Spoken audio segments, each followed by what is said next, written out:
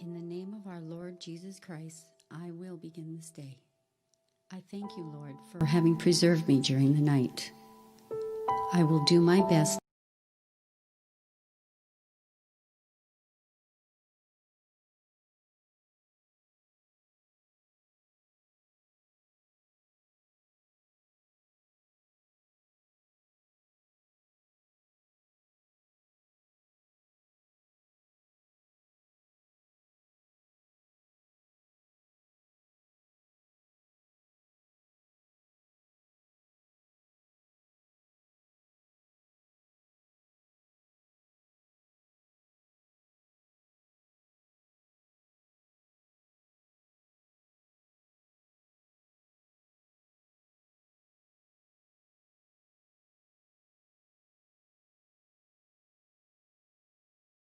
be done on earth as it is in heaven.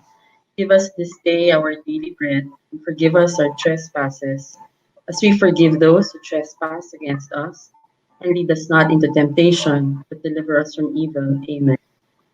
Mary, help of Christians, pray for us. In the name of the Father, and of the Son, and of the Holy Spirit. Amen.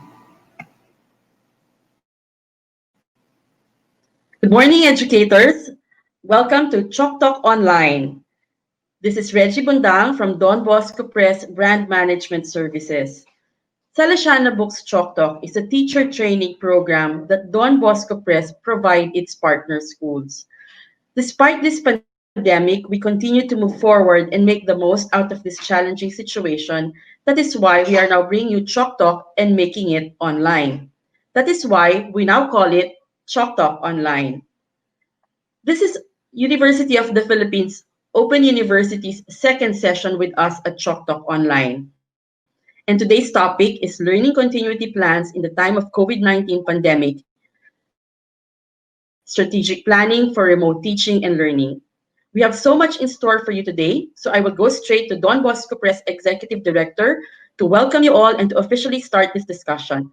May I call in Brother Carmelo Martinez, Salesians of Don Bosco. Welcome to our second session of this UPOU Remote Teaching and Learning Series. We are happy to be welcoming our second timers, those among you who have been with us from session 1. But we are likewise encouraged by the presence of new participants. Welcome to this Chalk Talk online series. I just have a poll for you to answer. Did you participate in the UPOU Remote Teaching and Learning Series Session 1?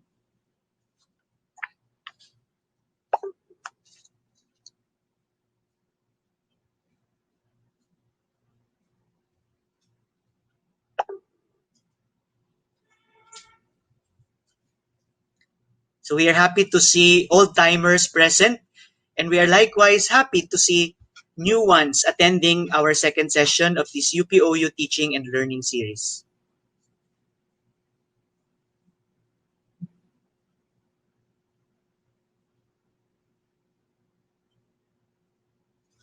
Okay, time is up.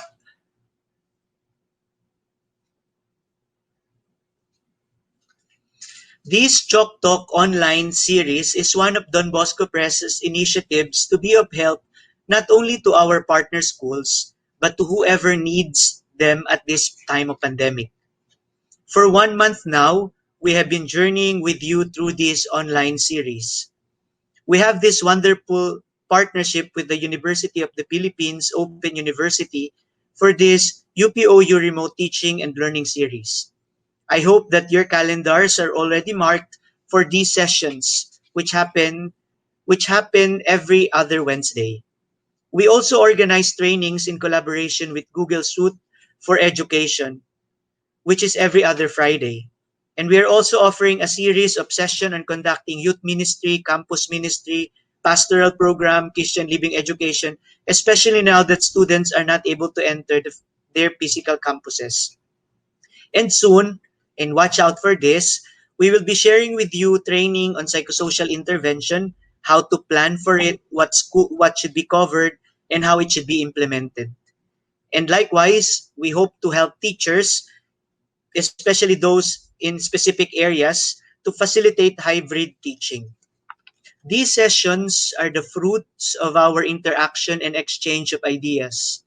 We are happy to be working with all of you, to be listening to your suggestions, comments, and feedbacks. Because more than ever, we believe that we are all in this together. For us at DBPI, this is moving beyond business. This is our mission and commitment for our young people through their formation and education. Let us just see where our participants this morning are coming from.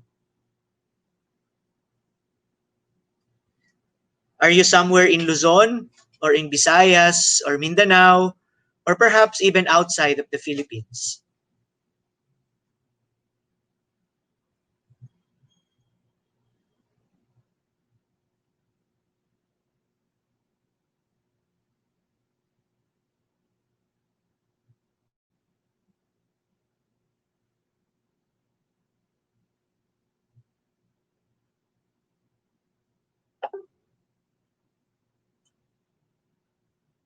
Okay. Okay, we welcome those from Luzon, of course. They have the biggest number. But likewise, welcome to our participants from Visayas and Mindanao. And of course, also those from outside the Philippines.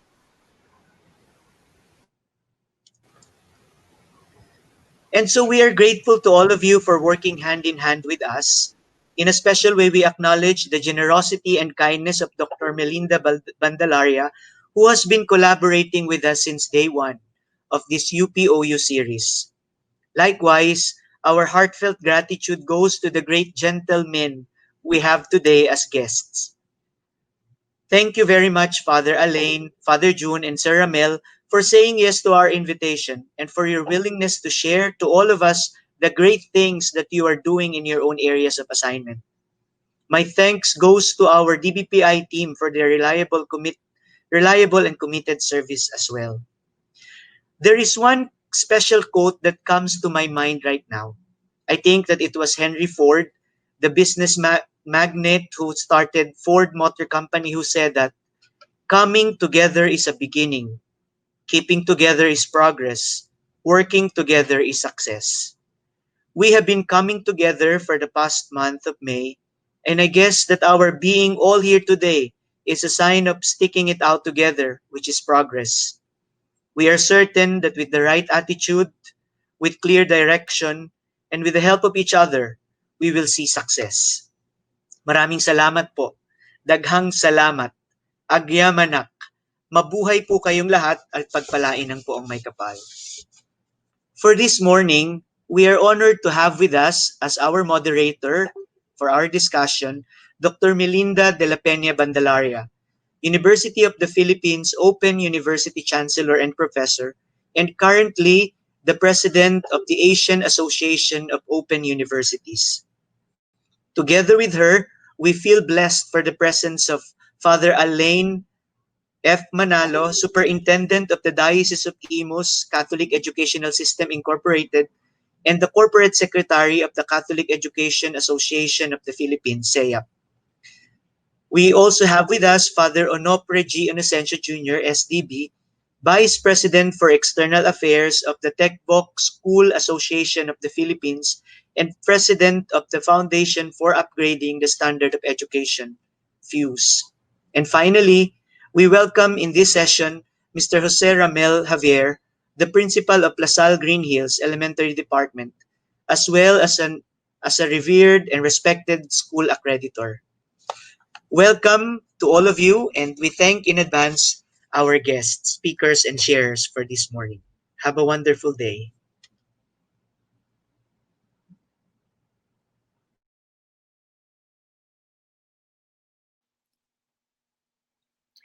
Yes, good morning, everyone. As introduced, I am Dr. Mel Bandalaria, the Chancellor and Professor at the University of the Philippines Open University. I will serve as the moderator for episode 2 of Salesiana Books Chalk Talk Online. As mentioned earlier by both Ma'am Reggie and Brother Mello, this webinar series is a collaborative undertaking of Don Bosco Press and the UP Open University. The UPOU DBPI component of the Salesiano Books Chalk Talk series aims to provide our colleagues at the education sector with a much needed knowledge and skill so that we can cope with the disruptions in education caused by the COVID-19 pandemic and transition smoothly to remote teaching and learning, or what we now call as the new normal for learning. For this episode, as also introduced earlier, our topic is learning continuity plans in the time of COVID-19 pandemic, specifically the strategic planning for remote teaching and learning. We all know that this is something that is catching or having all our focus and energy as we prepare for the opening of classes in the next school year. As introduced also earlier, we have invited three distinguished panelists who will present how they are planning for the opening of the next school year, the academic year 2020-2021. The factors that the respective institutions are considering in the planning, the preparation that they are doing now, the possible challenges as educational institutions engage in the various initiatives so that we can ensure that the learning continues. I think that is our non-negotiable. As those administrators, teachers, our responsibility, our obligation is to ensure that learning will continue whatever the mode of delivery is. So that's why we are all gathering and contributing what we have, even our resources, so that we can all plan together to ensure that our students will continue to learn even during this time of COVID-19 pandemic. We also hope that in this session, we can also discuss some of the challenges that our institutions are facing. And together, we could come up with recommendations, suggestions, courses of action, so that we can ensure that this continuity plan will happen. So we have three panelists with us this morning. It was already introduced. They were already introduced by Brother Mello. And if I may recognize them again, we have Reverend Father Alain Manalo, the Superintendent of the Diocese of Imus Catholic Educational System, Reverend Father Onofre G. Inocencio Jr., I fondly call him Father June, of SDB, the Don Bosco School, Don Bosco Schools of Don Bosco School Superintendent. Also of the Technical Vocational Schools Association and the Foundation for Upgrading the Standard of Education, or FUSE. We also have with us Mr. Jose Ramel Javier, the principal of La Salle Green Hills, the grade school department. But of course, I know that our panelists are also representing some other context, which they will be sharing with us in their presentation. So what will happen this morning is that our three speakers will make presentation one after the other. And then after that, after the three presentations, we will be entertaining questions from our webinar participants so that we can further discuss the topics that we have today. And then there can also be sharing of experiences, sharing of perspectives, so that we can have a common understanding and direction of how we can move this challenge forward. So in their presentation, I know they have prepared their respective presentations, and I would like to request our panelists to first make a short introduction of themselves before going into their presentation proper, as well as a short introduction about the institution that they represent and the context from where they will base their, or from where they base their presentation. So the first to present is Father Alain, to be followed by Father June. And then, of course, last but not the least, Sir Ramel will be our third presenter. So up to you, Father Alain.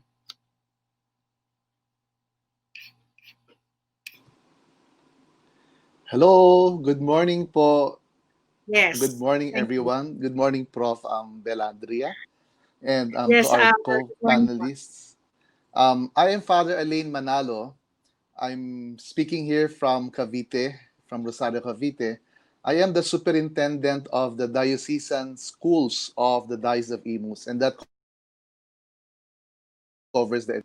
Uh, we have 27 schools in 30 campuses, and these schools are the parochial schools, usually the schools adjacent to the parish churches.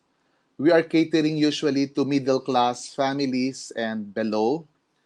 And what I will be presenting to you is our continuity plan.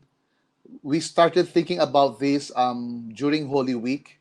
When the lockdown was declared around middle of March, we were all busy addressing how to cope with the challenges of ending the school year.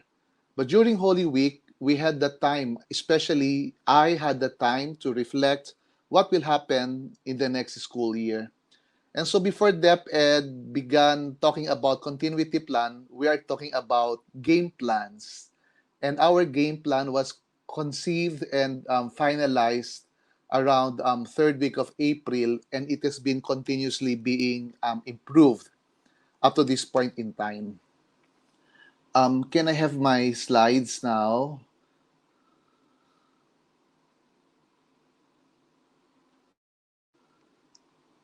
Yes.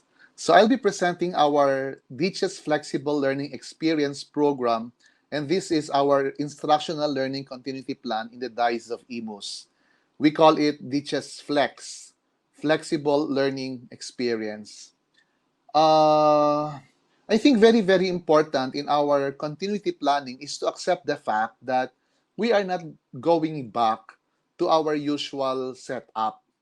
I think, and as I listen to other school superintendents, especially in the region, in our region 4, the difficulty of some private school or Catholic school superintendents is to convince their fellow administrators that we are not going back to the usual.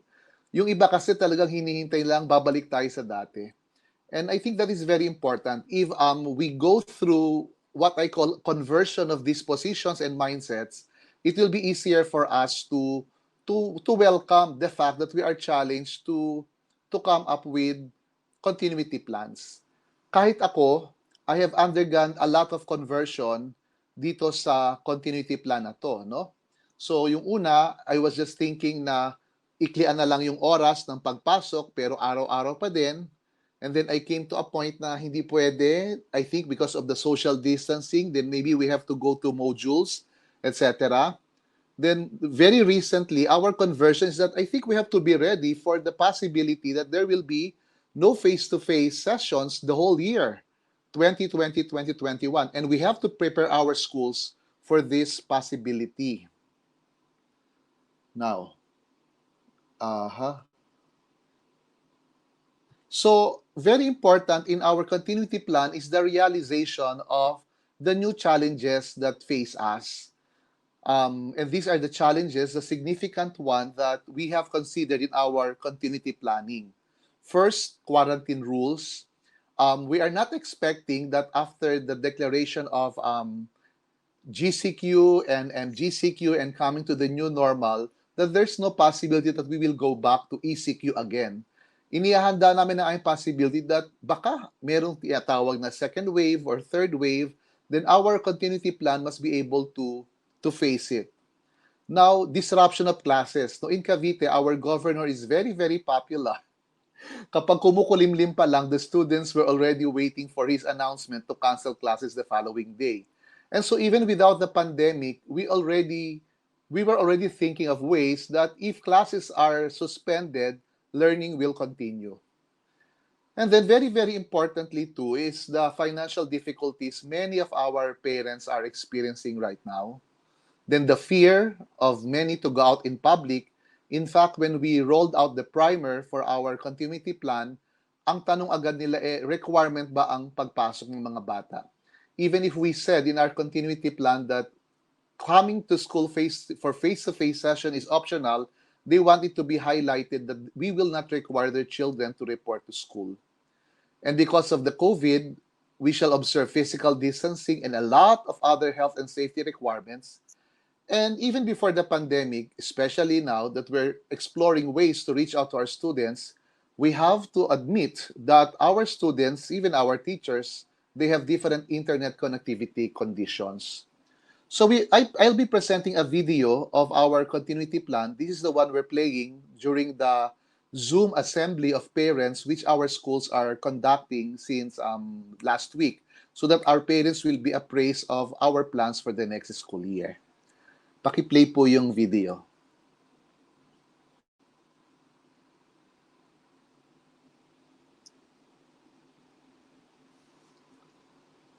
Aha. Yeah, meron po tayong video na mapapanood.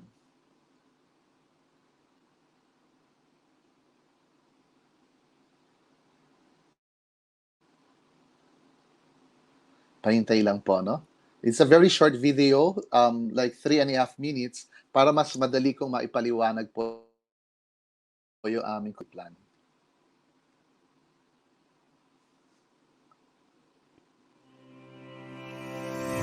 Inaalala mo ba ang iyong edukasyon dahil sa COVID-19 pandemic? Natatakot na magpunta sa paaralan dahil sa banta ng virus. Wala o mahinang internet connection sa bahay at mga problemang pinansyal?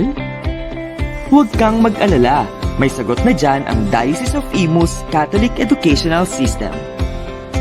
Narito na ang Teachers Flex! Ang Teachers Flex program ang tugon ng mga paaralang teachers sa mga bagong hamon na hatid ng COVID-19 pandemic. Ito ay iaayon sa mga patakaran ng DepEd na ilalathala sa lalong madaling panahon. Ipatutupad ng Teachers Flex ang DepEd K-12 curriculum na pinagyaman ng mga prinsipyo ng Katolikong edukasyon.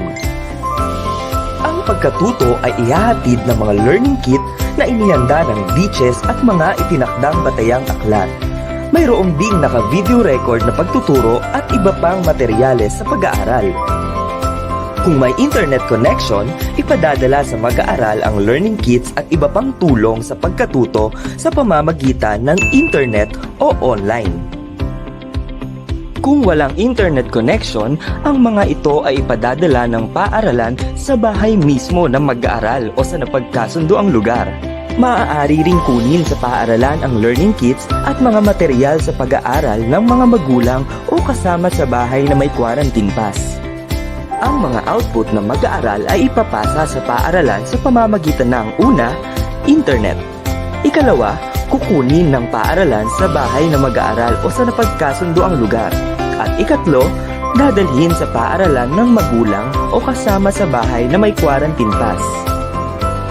Ang mga guro ay maaaring makausap online o sa telepono para sa isahan o pangkatang pagpapaliwanag ng aralin. Ang mga exam at iba pang pagsusulit ay maaaring sa bahay gawin, ipinadala online o kaya ay ipinadala ang nakalimbag na CP sa bahay. Malinaw na hangad ng Teachers Flex program na manatili ang mga guro at mag-aaral sa kanilang mga tahanan hanggat maaari. At paglingkuran ang lahat ng mga mag-aaral may internet connection man o wala. Ang Teachers Flex program ay nakaugat sa mga prinsipyo ng student-centered learning at differentiated instruction.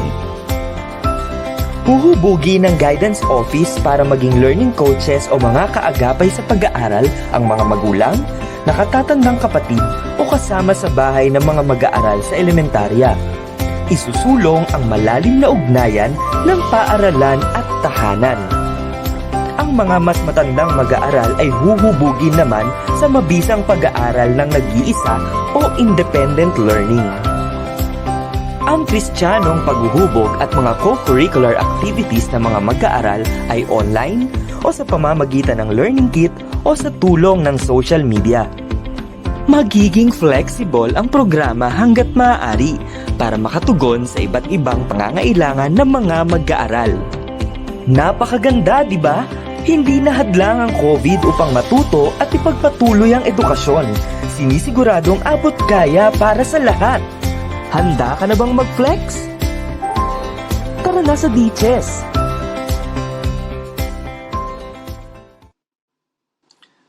Okay, salamat po. I'll go back to my PowerPoint presentation.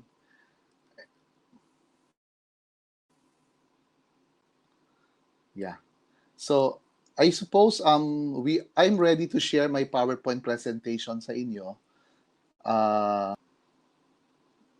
Kaya mabilis na lang ang aking pagpapaliwanag ng iba pang aspeto kasi that video captured everything that most of the things that I want to say. So, naandoon na sa video yung aming flex curriculum, yung flex instruction. I don't know if it was highlighted.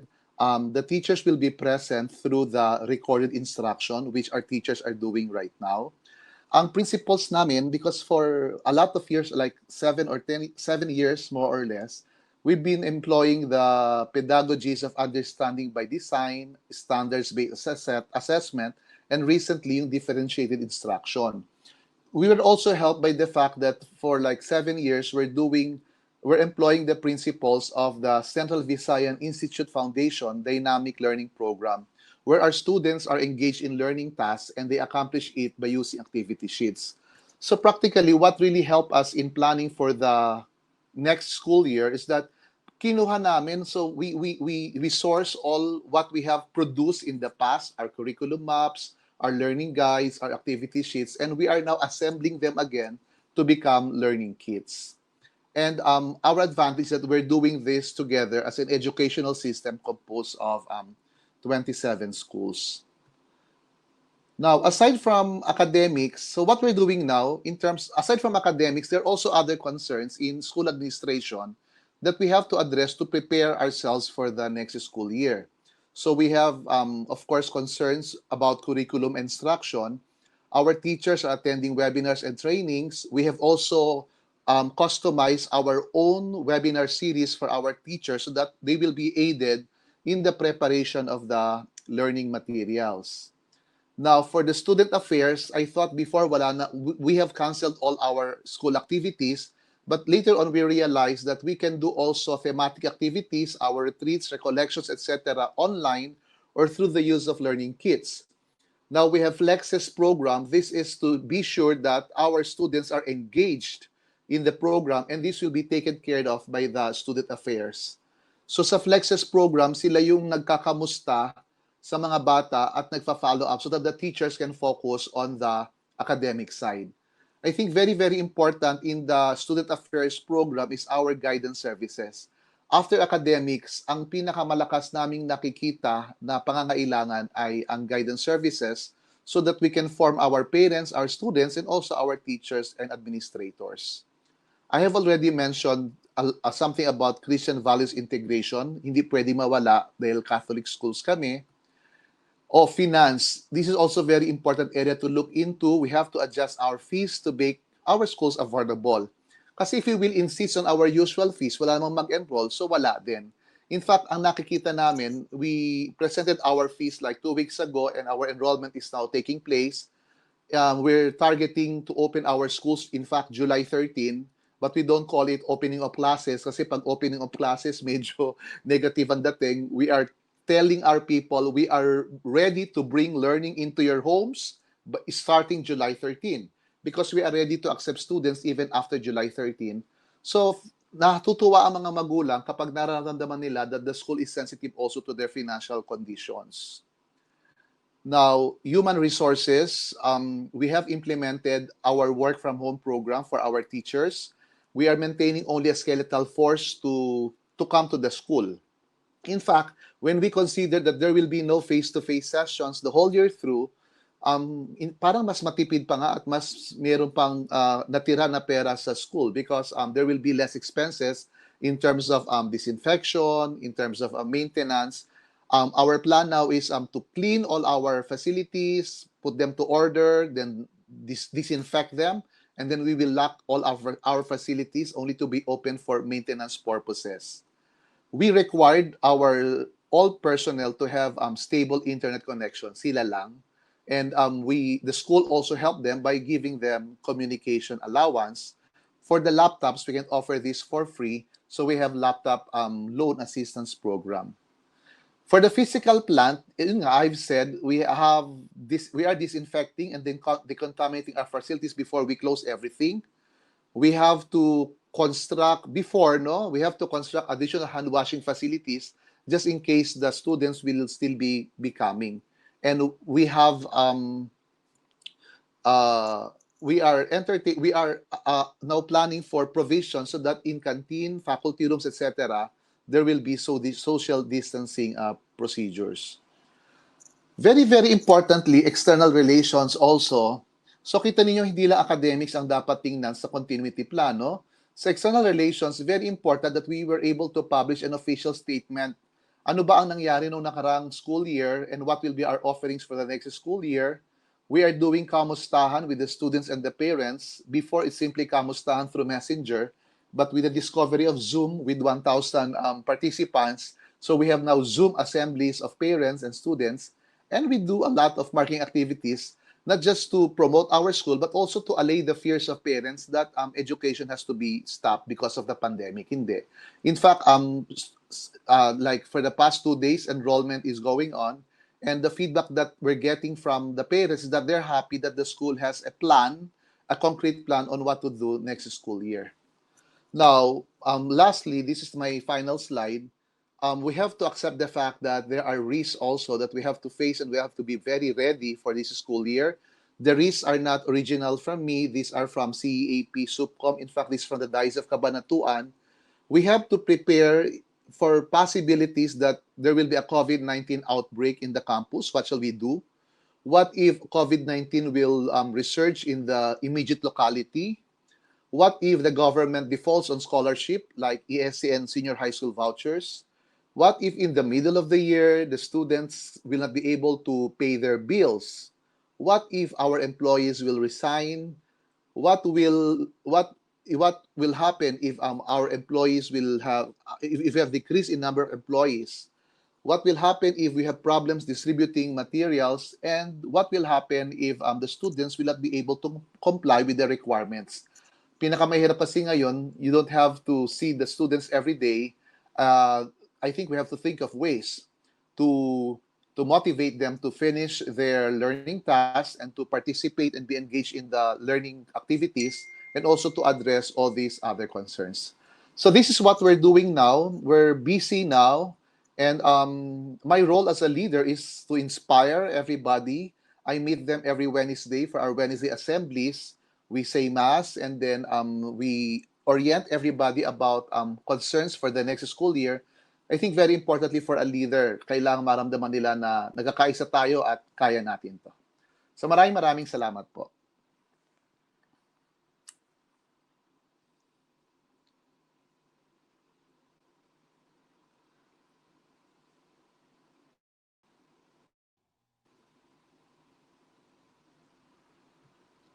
Yeah. Yeah, thank you very much. So, can I be heard now?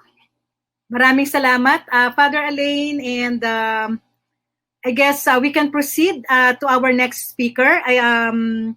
Our next speaker is Father June Inocencio. I will do the summary of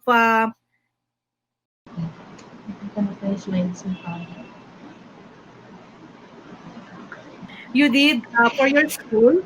And I think it is also important that you were able to touch not only the academic aspect, but also the support to the learners, support to the parents, and other considerations with your staff working from home. So that's a very good start for our discussion and a very good sharing from Father Elaine. So let's now go to our second presenter. I think Father Inocencio is ready now to do his presentation. So Father June, your turn. Yeah, so good morning. I'm Father June Inocencio.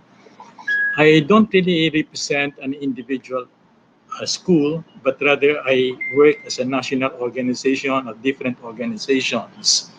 Foremost of my organization is the organization of the Tech Block Schools Association, of which last night they elected me as the president. And I'm also the president of the PU's Foundation to Upgrade Standard of Education, which is supposed to be helping teachers in terms of English, math, science area to be able to do the learning materials and the strategies of how to teach, and we have been there for so long. And also the one of PALS, Philippine Association of lesson and learning studies for the professional development of teachers. So I have been involved in several forums about the learning continuity plan and the flexible learning.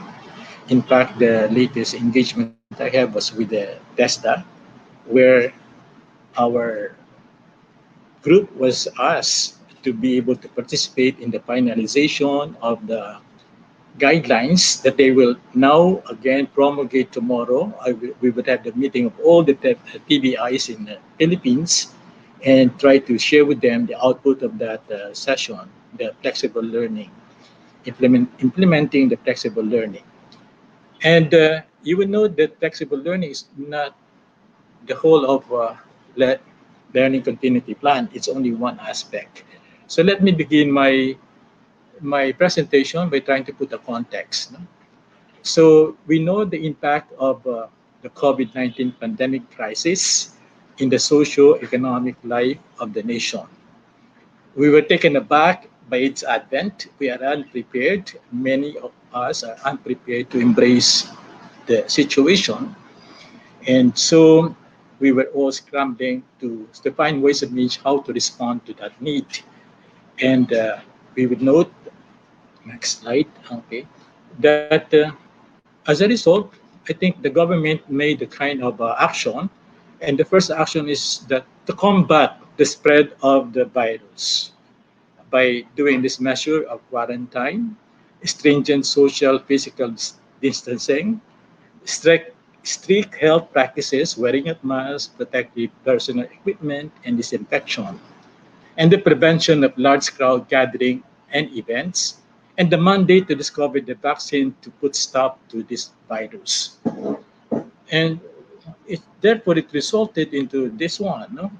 Prolonged disruption of our classes. So people, the students are not anymore going to school for so long time. I think it has already reached about 2 months without, or 3 months without school. And then the unemployment, and therefore diminution of income capacity of people, the downtrend of economic indicators, the government subsidy for basic needs, and therefore the government has realigned the national budget to be paid to the urgent emergency needs. These were the measures taken by the government to address the issue. But now we would see that there is kind of impatience in other part of the world, and therefore they resort to violence. Already, you can see that in the United States. Now, what is the full scenario, no, of this one? We still do not have the full containment of the epidemic. And then I could not read the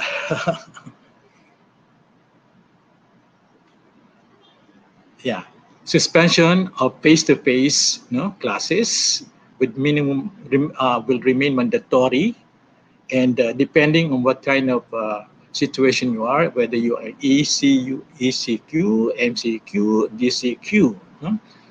And then the low risk areas where face-to-face may be allowed, and maybe the low risk that we may experience out of outbreak resurgence. I think that's very important realities that we have to contend to, and we have to need to embrace so that as we try to make our learning plan, continuity plan, we would be able to address those different issues. Now, the president has declared, I will not allow the opening of classes na dikit-dikit ang mga bata.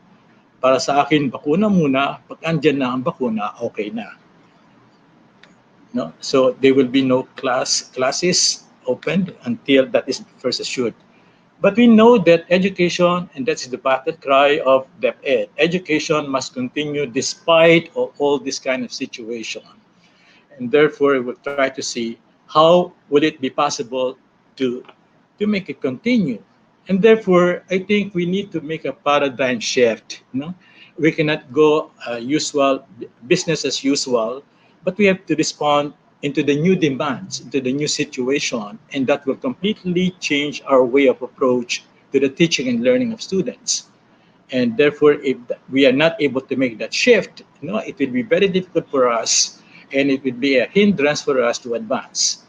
The first shift is this one: the shift from just schooling as a place where learning takes place into emphasis of learning wherever it is, anytime, any place. And therefore, I can continue my learning. So therefore, that should be the first shift that should happen to us. So our learning is not confined in the school or in the classroom, and learning can continue on. Next. Uh, then you would see, how would this learning take place? Learning can happen with the student-teacher interaction, student-to-student interaction, student learning materials interaction, and learning can be facilitated by technology. It can happen in campus, which we call residential, or face-to-face, or off-campus, which can be distance learning. No, distance learning, or basta out of the school. No, it can be a home or it can be anywhere. And the combination of all these different approaches into how learning can take place will be termed as flexible learning. And that's supposed to be another. So therefore, the campaign of DepEd is learning opportunities shall be available in any circumstances we find ourselves in. Okay. So what will that entail? No? Okay, so therefore, some group try to organize themselves, and the first group that I came into was the Philippine Forum for Quality Education for Basic Education, headed by Secretary Malaluan. There were several groups assigned on the different areas to take into consideration how can we have the continuity of learning. And therefore, we see that there's participated by different organizations in the academy and all of these ones, trying to see how can learning be, there's a continuity of learning.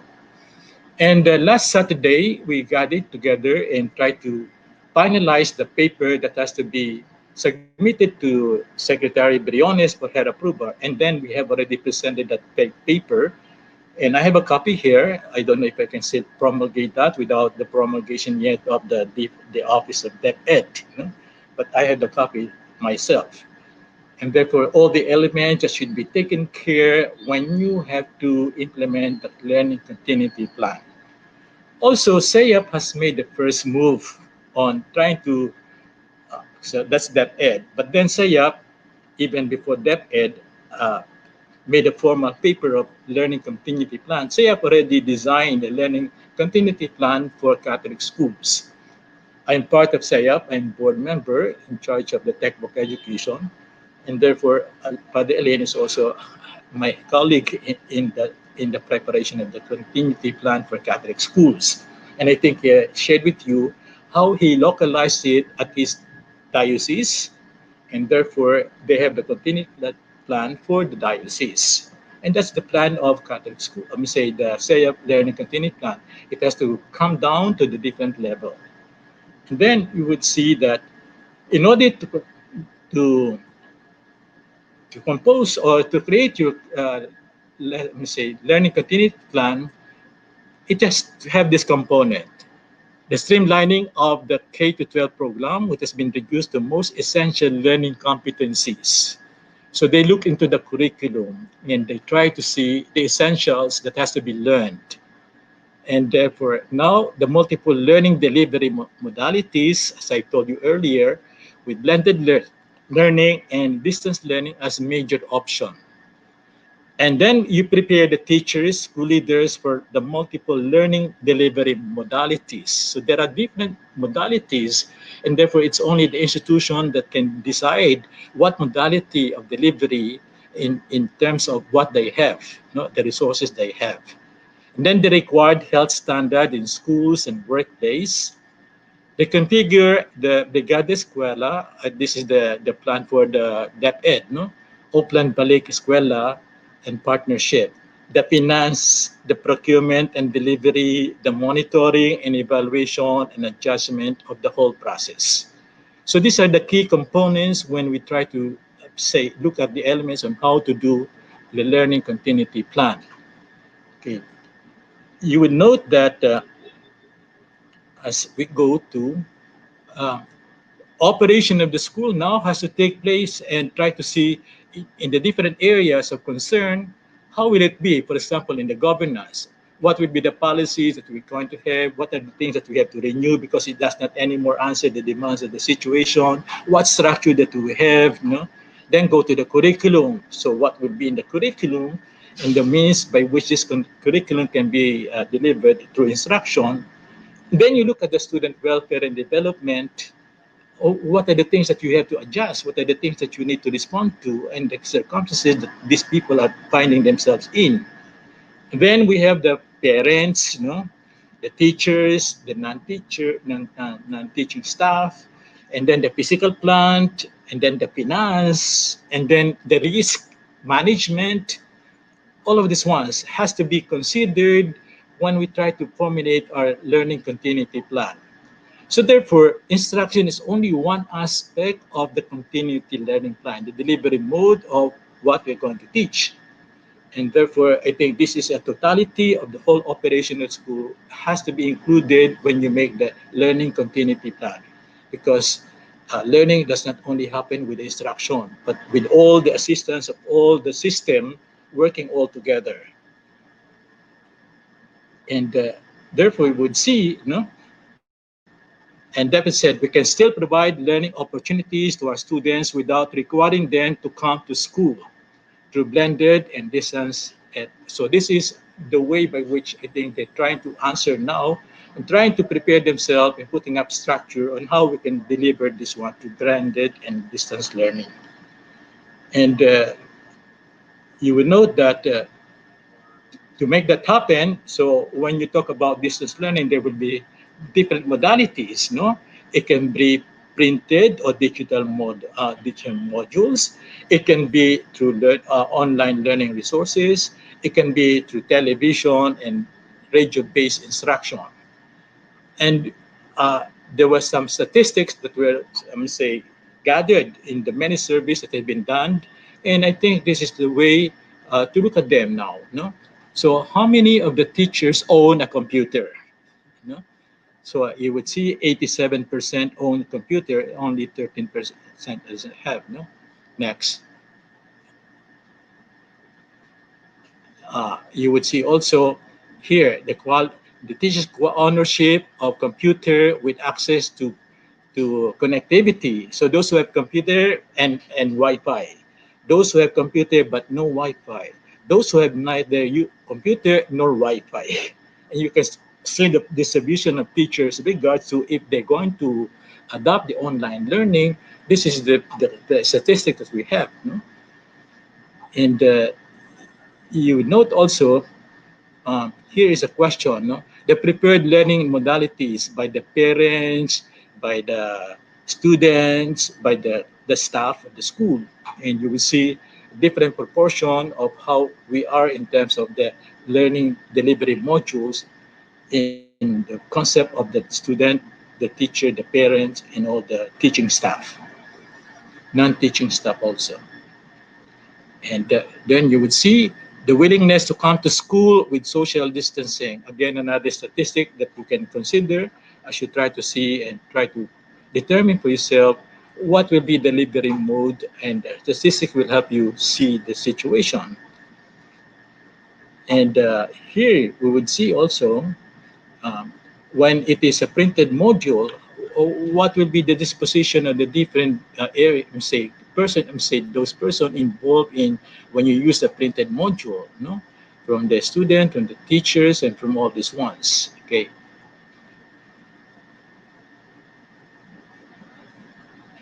I'm sorry, I'm rushing because I was only given 15 minutes.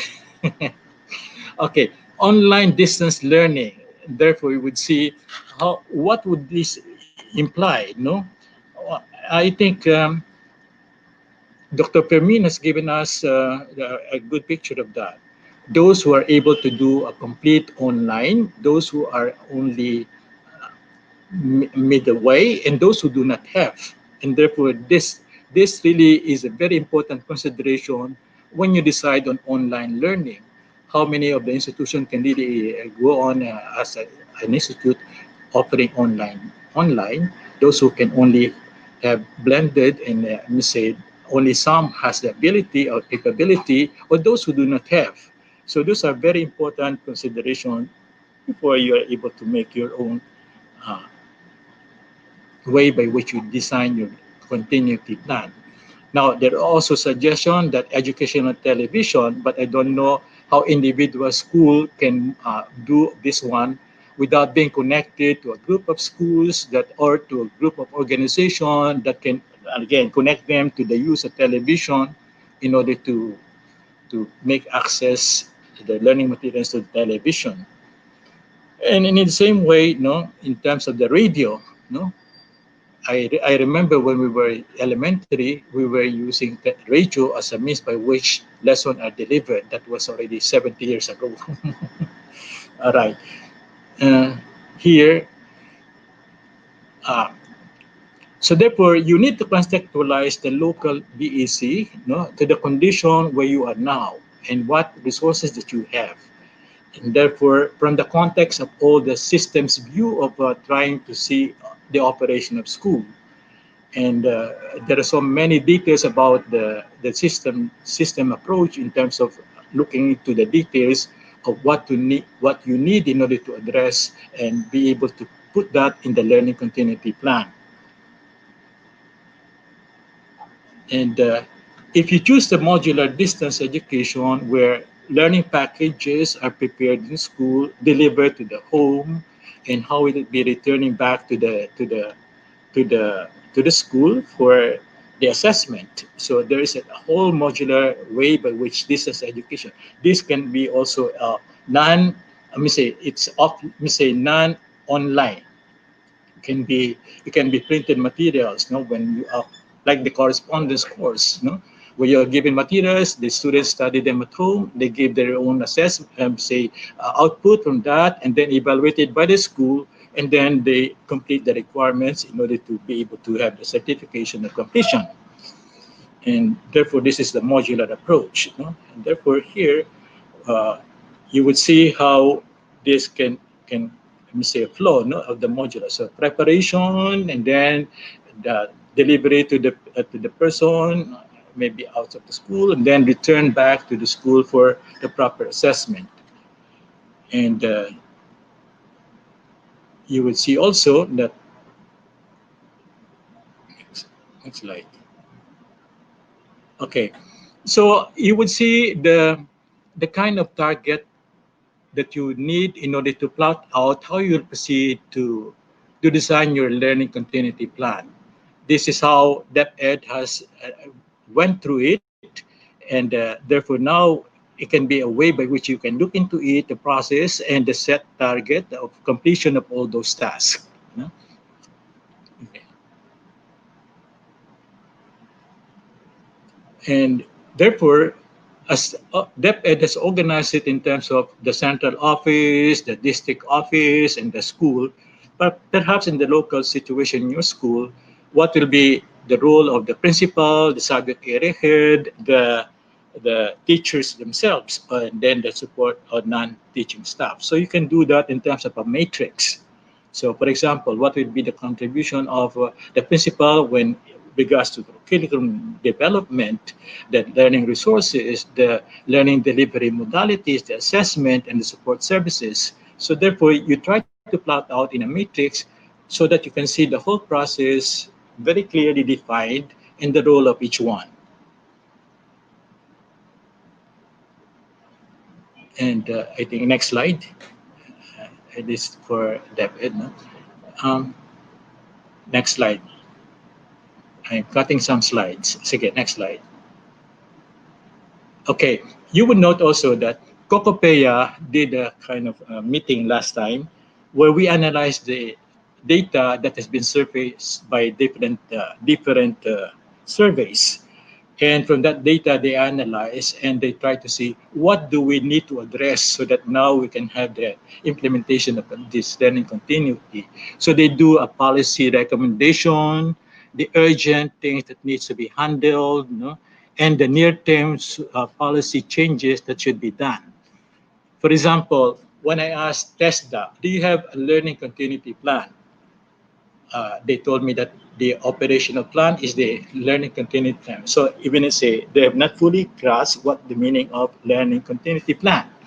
So it was only DepEd who has given a learning continuity plan. I don't know whether the higher education has done for themselves a learning continuity plan.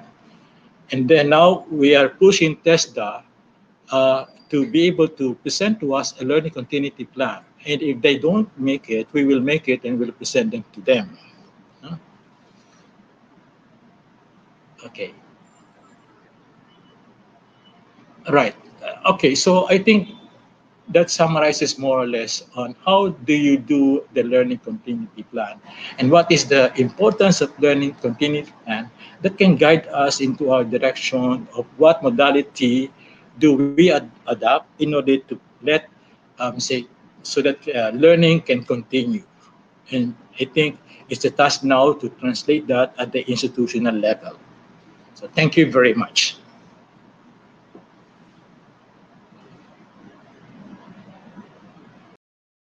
June, for that very interesting presentation. And of course, congratulations for being elected as the president of TBSA. I know you've been working very hard for our technical vocational education. And I know that you really deserve that position because of your many advocacies for our technical vocational education. I also like what you presented about the paradigm shift. I stressed earlier in our informal conversation that what we really need right now as we engage in this learning continuity plan is this paradigm shift, especially this concept of the shift from schooling to learning. And then there is this becoming popular conversation about unschooling.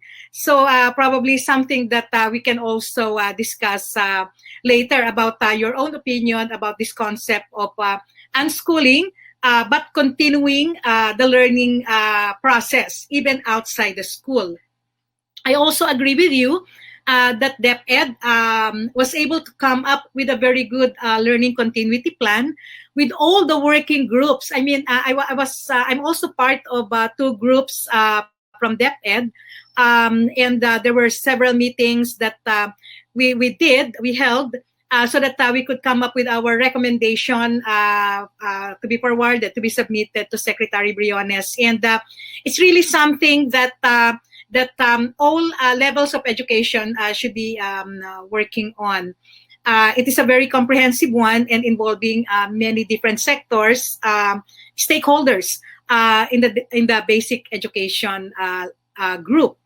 But I also, even if TESDA has not come up yet with the same comprehensive plan as DepEd, I would say that the policy guideline that was issued as per recommendation of the TWG is already something to start with. And I also would like to congratulate you on your work for that policy guideline. It is a very good policy guideline already, which can serve as basis for the continuity plan of Tibet in the Philippines.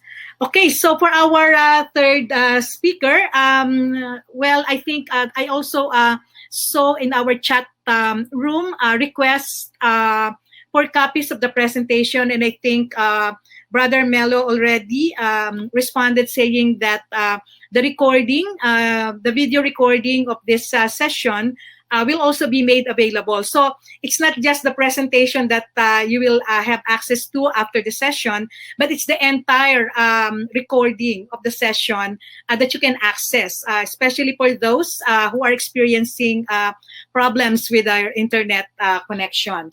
So for our third presenter, I would like to request Mr. Ramel Javier from LaSalle Green Hills, the Grade School Department, to do this third third presentation for this session. Mr. Ramel? Sir Ramel?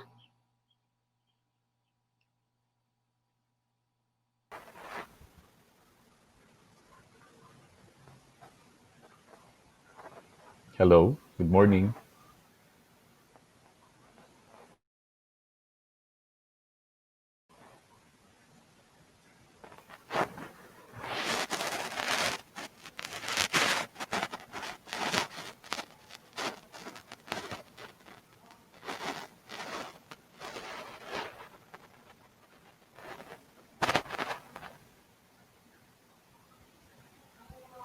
Good morning to the host and our moderator, as well as the other members of the panel, no, to all the attendees likewise. I'd like to mention that the purview that I will be sharing today will be in relation to my being involved in my involvement in the Lasallian School Supervision Office. No? While my home base is LaSalle Green Hills, there is this other cap that I wear, and that is being superintendent of the Luzon schools of the Lasallian School Supervision Office. No? Let me just say something briefly about the LaSalle Philippines, just so we are able to establish a common understanding. In De La Salle, Philippines, we have what we call Lasallian institutions. These are the schools that are directly run by the brothers. As an arm of the vocation and the ministry of the brothers, which is to reach out to other institutions that need assistance from the Lasallian family. We have this office that was organized formally in 1996, which is called the Lasallian Schools Supervision Office. This existence, the very existence of the LASO office, is pretty much guided by the advocacy of the founder, St. John Baptist de La Salle, which is to provide a human and Christian formation for the young, especially the poor and the underserved. I just want to contextualize that while we provide assistance in the supervision of schools across the country, it is not the intent to Lasallianize or to transform these schools into Lasallian institutions. We primarily provide assistance so that in light of the advocacy of the founder, that the schools should be able to run well. To provide a kind of demographics, as of the moment, we have about 25 schools all over the country that are being assisted by the Lasallian School Supervision Office. We have 10 schools in Luzon, and these are the institutions that I take care of. We have 2 schools in the Visayas, 6 in Mindanao, and we have 7 ALAS schools. ALAS is an acronym for Association of LASO Affiliated Schools.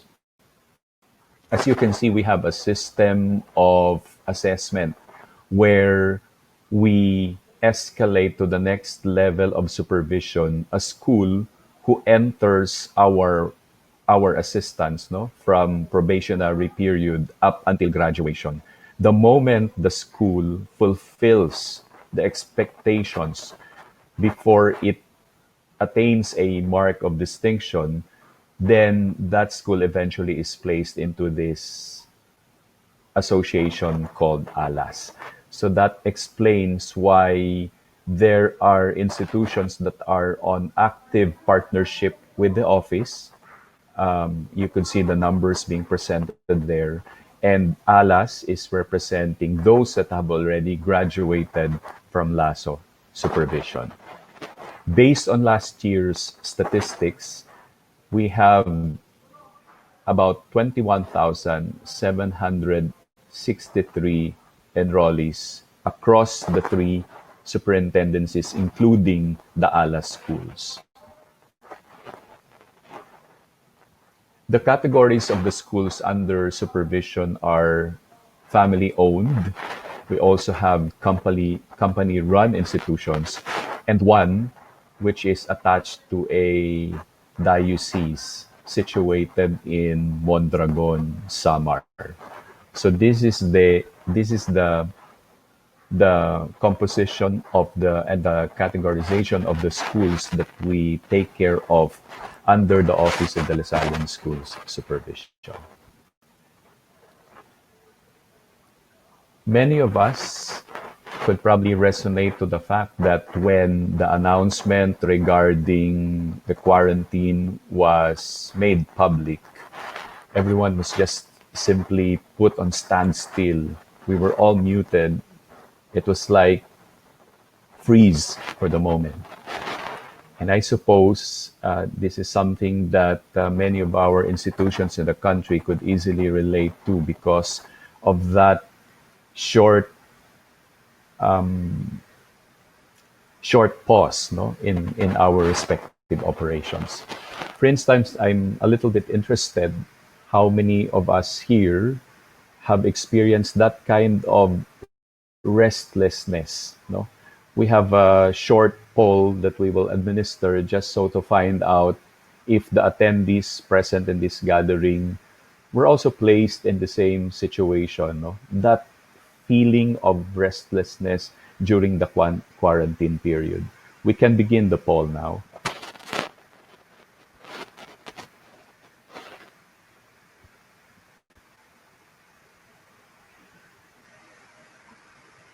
There you go. The responses are currently being registered, and I can see on my monitor how the numbers escalate. Okay, I suppose that concludes the poll. Here are the numbers. Can I be queued to the results of the poll first?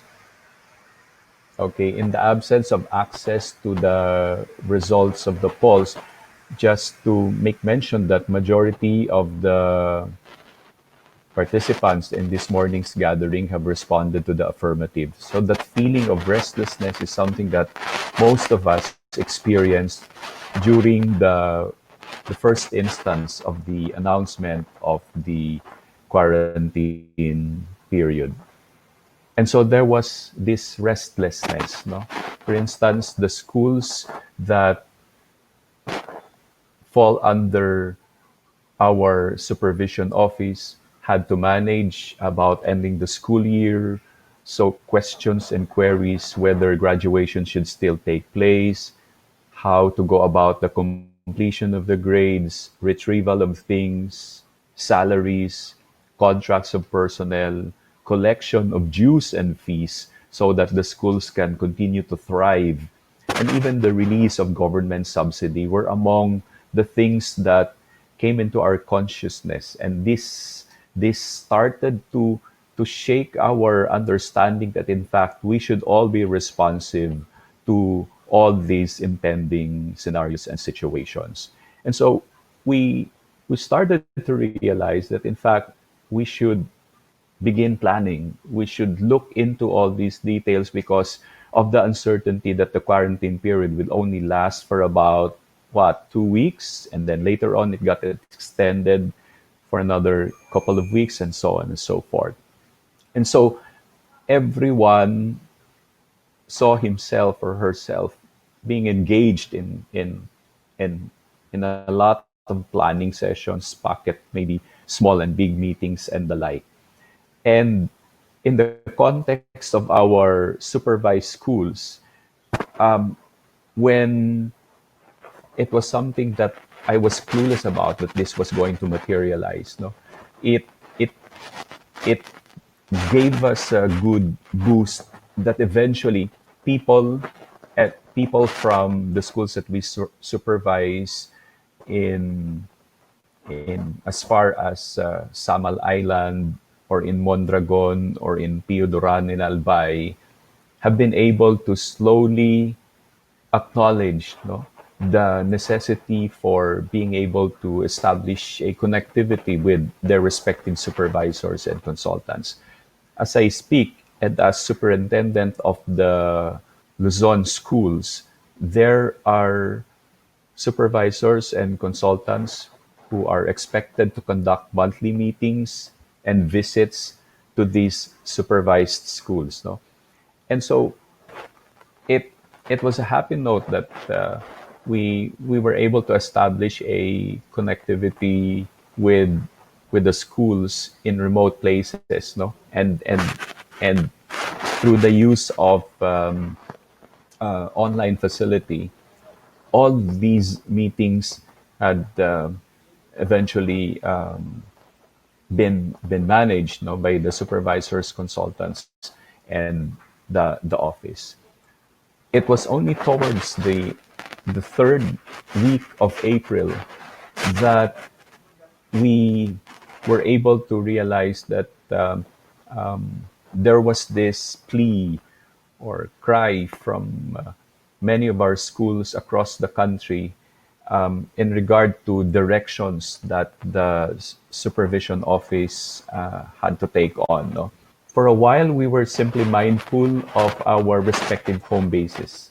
So, in my case, for example, being based in the Sal Green Hills, from the time the quarantine period was announced, and when we started planning for our continuity plan in the Sal Green Hills, we had to take to provide a backseat for our Lasallian supervision office schools, no, until such time that we we found the urgency to be able to respond to their respective circumstances. No, as I speak, while we provide directions for the Lasallian schools under our watch, the the situation and the circumstances that they face really differ. No, uh, and so we thought that the best that we could do is provide a template or a solution for which they can refer their respective plans, and in the process traverse through that experience as best as they could. In the process of connecting with the schools that we supervise, we realized that this was the phase when a compervision was the key. The word a compervision is something that we have been using in the context of supervised schools. No, it's a combination of accompaniment and supervision.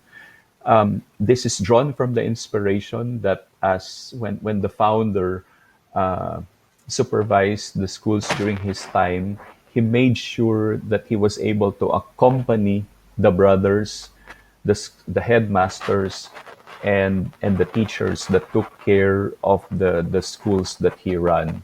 And so we had to emphasize to the supervisors and the consultants that a supervision should be accorded every step of the way, because questions related to legal perspective, like when should we end, for example, the the engagement of probationary teachers with particular schools, all these cropped up and were surfaced to us, brought to our attention, and and the presence of a legal counsel within the purview of LASO was very beneficial in providing legal assistance to the needs of these institutions under our care. Second is planning and strategizing. Just like the inputs given by the other members of the panel and even the moderator herself, planning should really be dedicated and should be strategized accordingly. There may be models, yes, that other institutions may have provided, but these can serve as template or probably a guide. But what is important is for our schools to understand that they too should be able to engage in that careful step, and therefore to determine the strategies that will work for their respective milieu is one that came into the picture. The other part of the comprovision that I'd like to underpin is personal role repurposing, because we have small schools that operate only with about 100, 150 students. and with a team of about 4 or 5, we thought it best to guide them also to repurpose the responsibilities and the role of the personnel, such that although it's already an open arrangement that you have a principal who also doubles up as a registrar or the bookkeeper and so on and so forth, but it has even been heightened when all all these scenarios begin to come out real strong and something that we have to deal with, no. And so personnel repurposing, the repurposing of the role of the personnel became one of the things that uh, we have all been conscious of, no? So that in the process of helping the supervised schools thrive and survive, no? Because in my recall, about 2 schools already manifested their interest to close at least for 1 year. But with the continuous vision provided for by the supervisors and the consultants, this has changed the picture. The other thing is the creative re-engineering of the campus and facilities. For one, we have one school, for example, one supervised school in PU Duran, Albay, where most of the students do not have that much access to online facility. And when a survey was conducted among the stakeholders, it was found out that accessibility to online resources may not be an option for the school, no. And so again, in light of a vision, you have a supervisor and a consultant to continue to provide the necessary assistance so that they'll be able to thrive and rise above the conditions that they are being faced with. And then there you also have the delivery of instruction, and we are now in the process of putting together the learning continuity plans of the different supervised schools. Of the 26 schools that we assist, no, 3 have already submitted, and in the next slide, I'd like to show or share the I'd like to share what School A has thought about in relation to their flexible learning modality. No, this is drawn also from the inspiration that they they they see themselves as I mean how the school is being made known to the community as the tigers, no. So they came up with an acronym for FEET, which is flexible and enriched education through technology. And in the process of determining this modality for the delivery of instruction, they took into consideration the core values and the graduate attributes, so that in the delivery of instruction, these should still become a non-negotiable in making sure that manpower, resources, and all the other instructional devices that will impact instruction are put to place.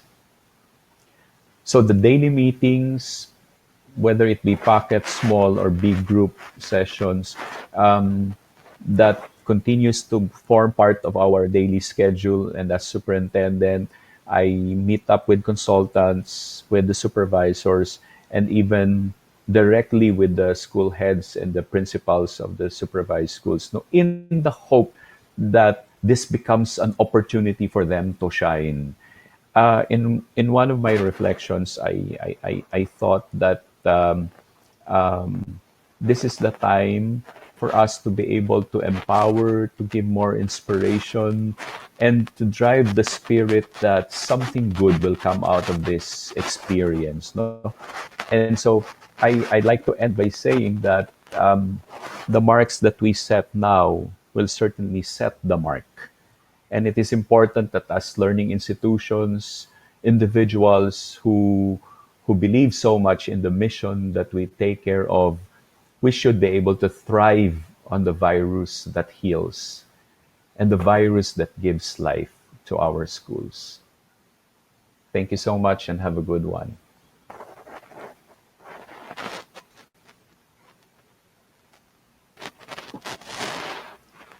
Yes, thank you very much, Sarah Mel, for that presentation. I mean, you have introduced that the context of your planning covers a wide range of the school situation under your supervision.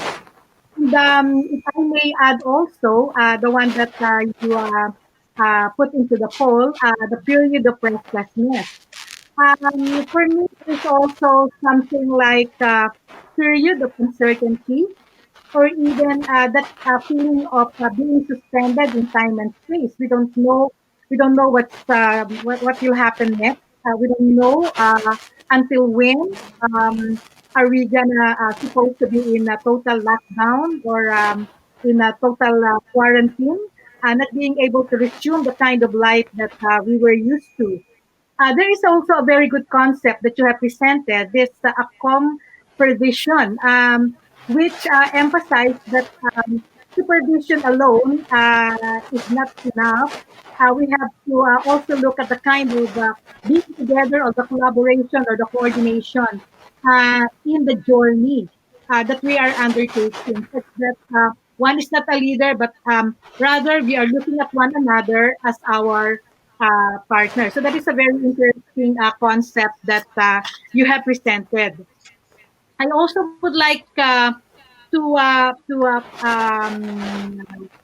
say that the tiger stick model can be an inspiring one, especially to our schools who are also in the process of doing their strategic plans now.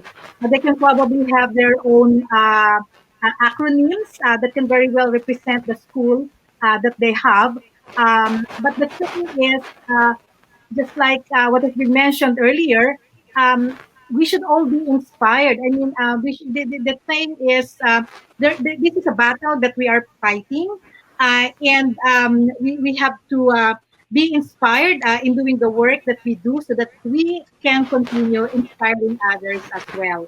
So at this point, may I request all our panelists to put on their cameras and microphones, so that we can start entertaining the questions from our webinar participants. So, Father Elaine, Father June, if we can request that you put on your your microphone and the video camera, so that we can start entertaining questions from our audience. Earlier, while waiting for Father Father Elaine. Yeah, that's it. Earlier, I'm here. yeah, thank you. I note that there was a request from one of our viewers, Miss Sarah, to replay the video clip of Father Elaine that was shown by Father Elaine during his presentation. Ma'am, if we have time, we may be able to do that. But right now, we first want to entertain the questions coming from the participants. But anyway, um, I think that video is part of the recording that we are doing, so you will also be able to access it after the session. So I would like to encourage our participants to encode your questions so that we can start asking our panelists. And while waiting for those questions, probably I can have this opportunity to ask the first question. Um, like Father June mentioned something about policies, changing perspective, like that. So, in the context of your planning, especially for Sarah Mel and Father Elaine, in the context of your planning, uh, were there school policies that you had to change so that you can align them with the plans that you are doing? So something like what school policies are no longer relevant, and what policies you have to put in place so that it will support the plan that you are doing. So if I may ask Father Elaine and Sir Ramel, and then later Father Jude also. So school policies that you have to share.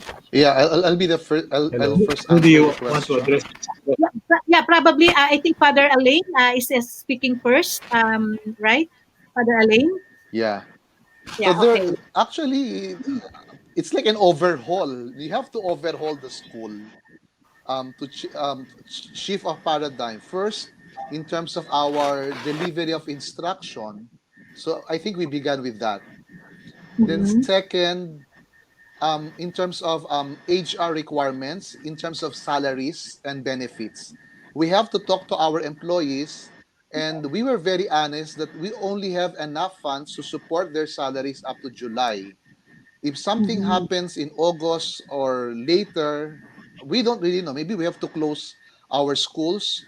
And so everybody agreed that we'll be giving only 75% of the salaries so we can extend the what you call the lifespan of our funds so that everybody will get to receive.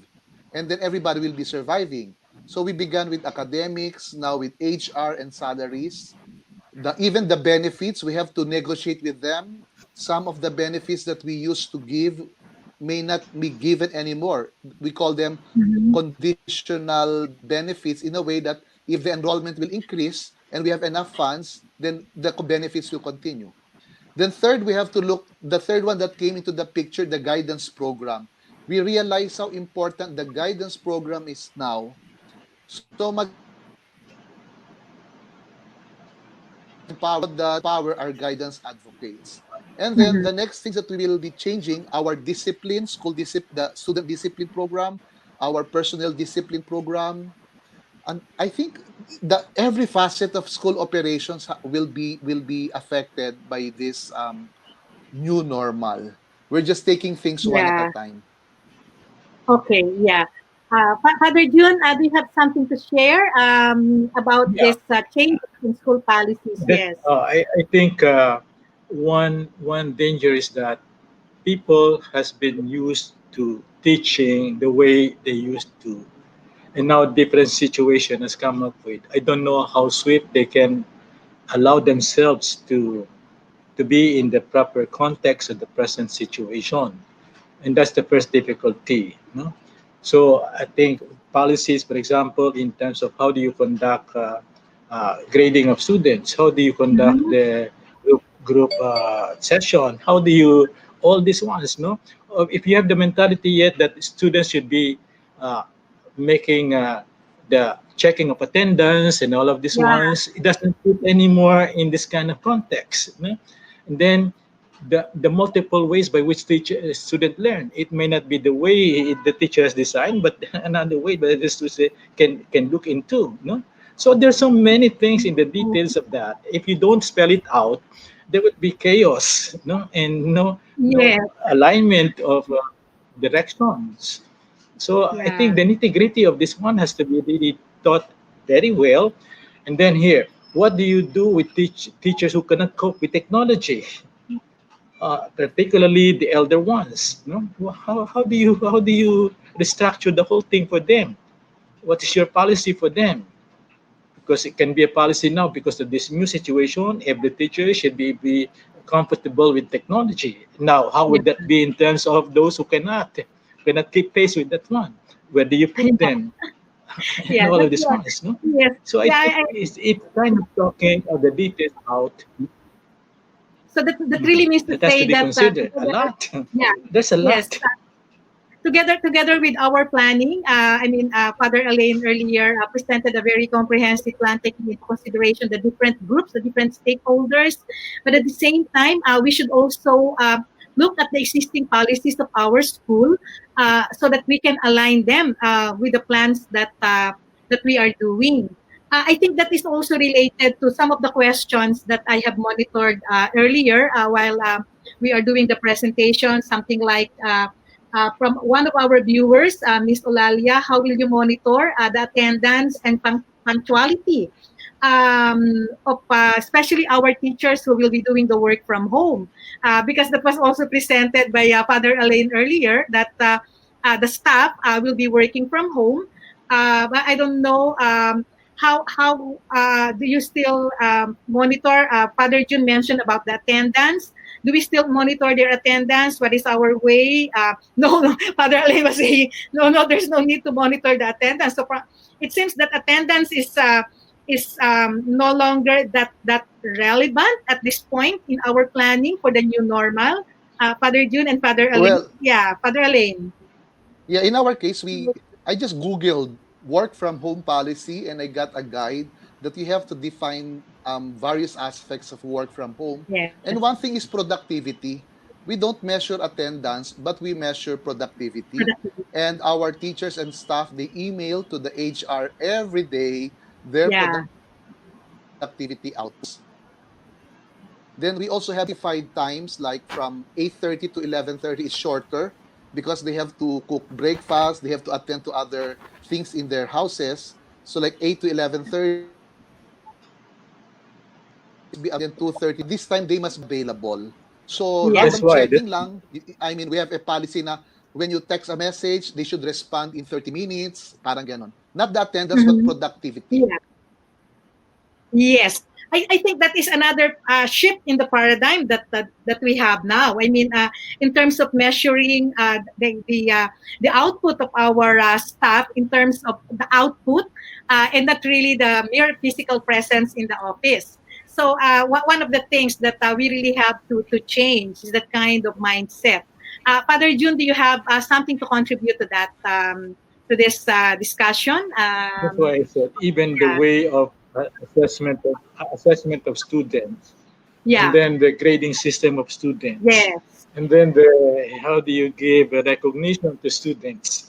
With all So, these different yeah. changes now, it has become another way of looking at So, things. Father June, do you still Yeah. recommend that we have those systems like the recognition or the honor system, even the grading? Because I read somewhere that if you will give grade at this time of learning during the time of pandemic, you are giving grade to the privileges of the students, not exactly to their performance or to the way they learn.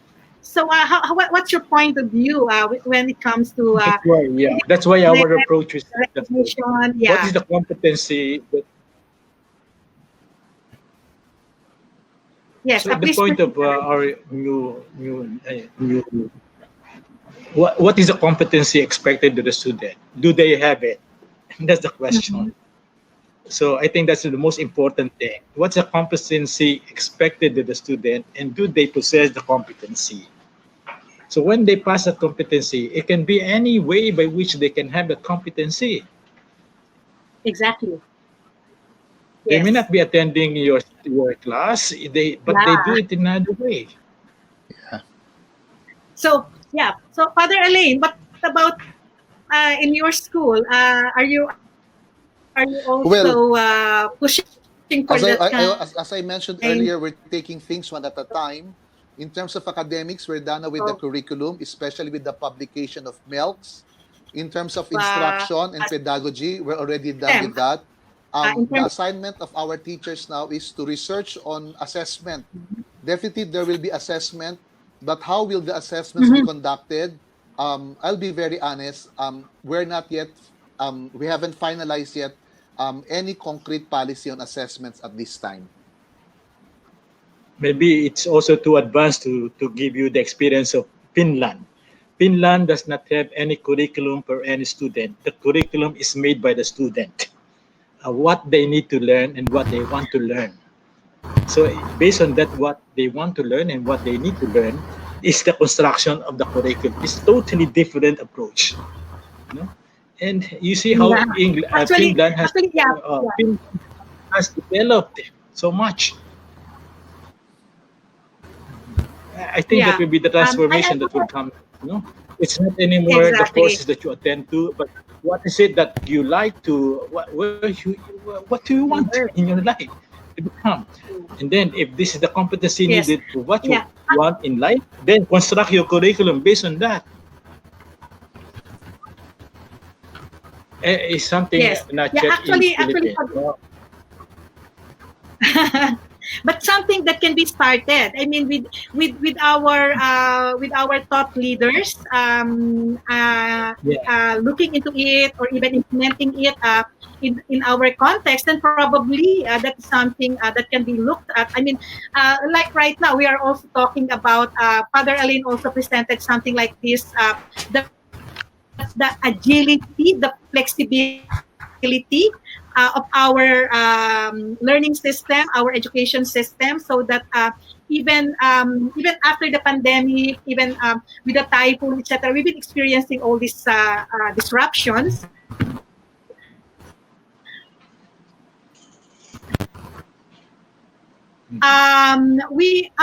Our education system will be able to set. Yes, I think we're still waiting. Is Sir Ramel with us already? He can also join in our discussion. Sir Ramel, are you around already? Wala pa. Okay. Hello. So can you may I hello have questions from friends? Do we have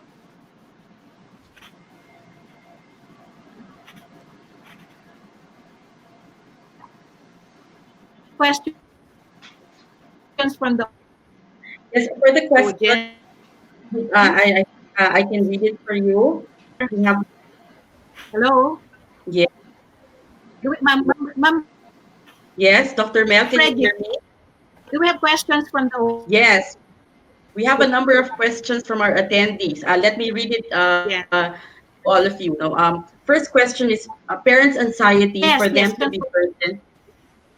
for them to be burdened with both teaching their kids at home and also financially.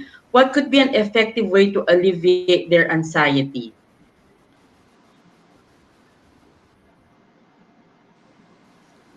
Yeah. Can we ask Father Elaine first? Yeah, we have instituted, that's How why can we guidance services is very important now. And I have mentioned to our guidance personnel, um, the sanity of everybody now depends on you. And we have to expand the scope of guidance services so much so that they but is only address student needs, also the needs of teachers, administrators, and even superintendent, and also the need of parents. I think it's very important that we regularly meet our parents, and when we dialogue with them, in a way, it's like counseling our parents through the dialogue, and all their fears and anxieties will be settled, and together we'll find a way how to address their concerns.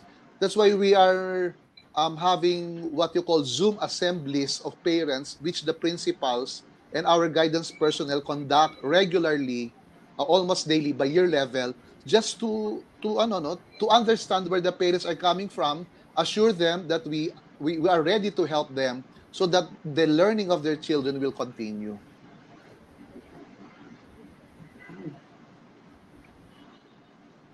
Maybe we could move on to the next question. This is from Miss Erica Ann Father Santos. Jude, you have How something to share?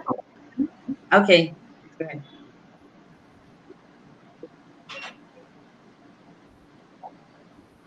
Yeah. Father June, do you have something to share for that anxiety question?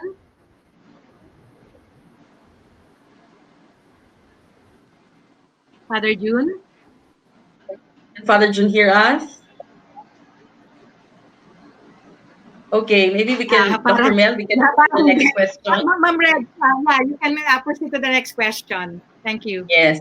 The next question is how can schools, institutions address the concerns of those who are looking for employment in the education sector, example, new teachers or non-teaching staff, etc. So, are schools now open for hiring? Yeah, we're still hiring teachers because a number already resigned. That's the reality of private schools. No, year after year, like 20% of our teaching personnel transfer to public. But what we realized this year, say they resigned last March and now they are applying again. Now I Mhm. think we have to take care of our personnel so much so that we will not lay off anyone.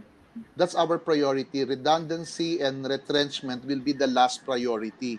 So Yeah. we have to Di ba repurpose. I think nakastasyon? Kasi Brother Romel napakahirap ito mentioned ngayon. that we Dalawang have to beses na kayong redefine ganito. their roles so that they have a place in the school. And then also, we have to create income generating activities for the school and also for our Huwag employees. nyo ng Example, pangatlohan. in our case, we have to deliver the learning kits to the houses of our students. Yeah. And so our maintenance personnel can do the delivery. Mhm. And they will be busy delivering. Then second, connected to the next question there by Sister Socorro, for our kinder to grade 3, we shall be requiring learning coaches. And the learning coaches will be like the teachers at home. It can be the parents, the older siblings, or an adult in the house. And the teacher will be talking to the learning coach how to facilitate learning. Now, if there's no adult in the house, then the parents can hire a private tutor, and the school can offer accredited tutors, and that will be that the parents can trust. So you are now creating another opportunity of work for the teachers. They can become, if you cannot hire them as teachers, then you can accredit them as tutors to Yeah. those who will need tutorials at home. Yes. Third, for the cantiners, we're thinking of food delivery business. You Mhm. see, a lot of people are wanting their food delivered at baka sawa na sila sa mga famous restaurants, they may patronize the school canteen. And so the Mhm. cantiners can cook food, then you contact the parents, ingat lang tayo sa BIR at sa DTI, hinahabol nila ngayon ang mga nasa online business.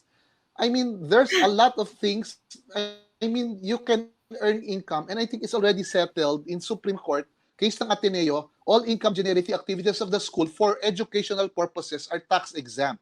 So we have to be very enterprising also, so as not to just leave our employees with no work and with no income. And also to welcome new employees. Mhm.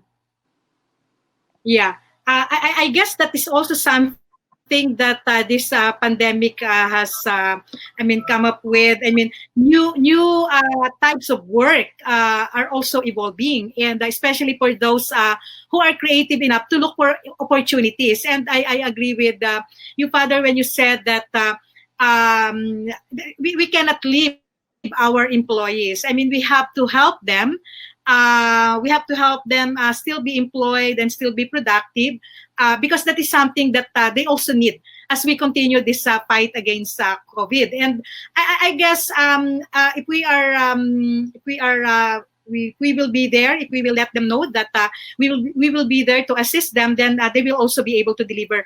I rather like the idea of that the school canteen contacting the parents as well. Probably they can also be delivering the snacks, the lunch, the food of our students, because parents will still be working, and they will have to still worry about the kind of food that their children will eat while they are at work, and the children are at home studying. So that is a very innovative, very creative way, I might say, in terms of making sure that the employment opportunity of our staff will continue.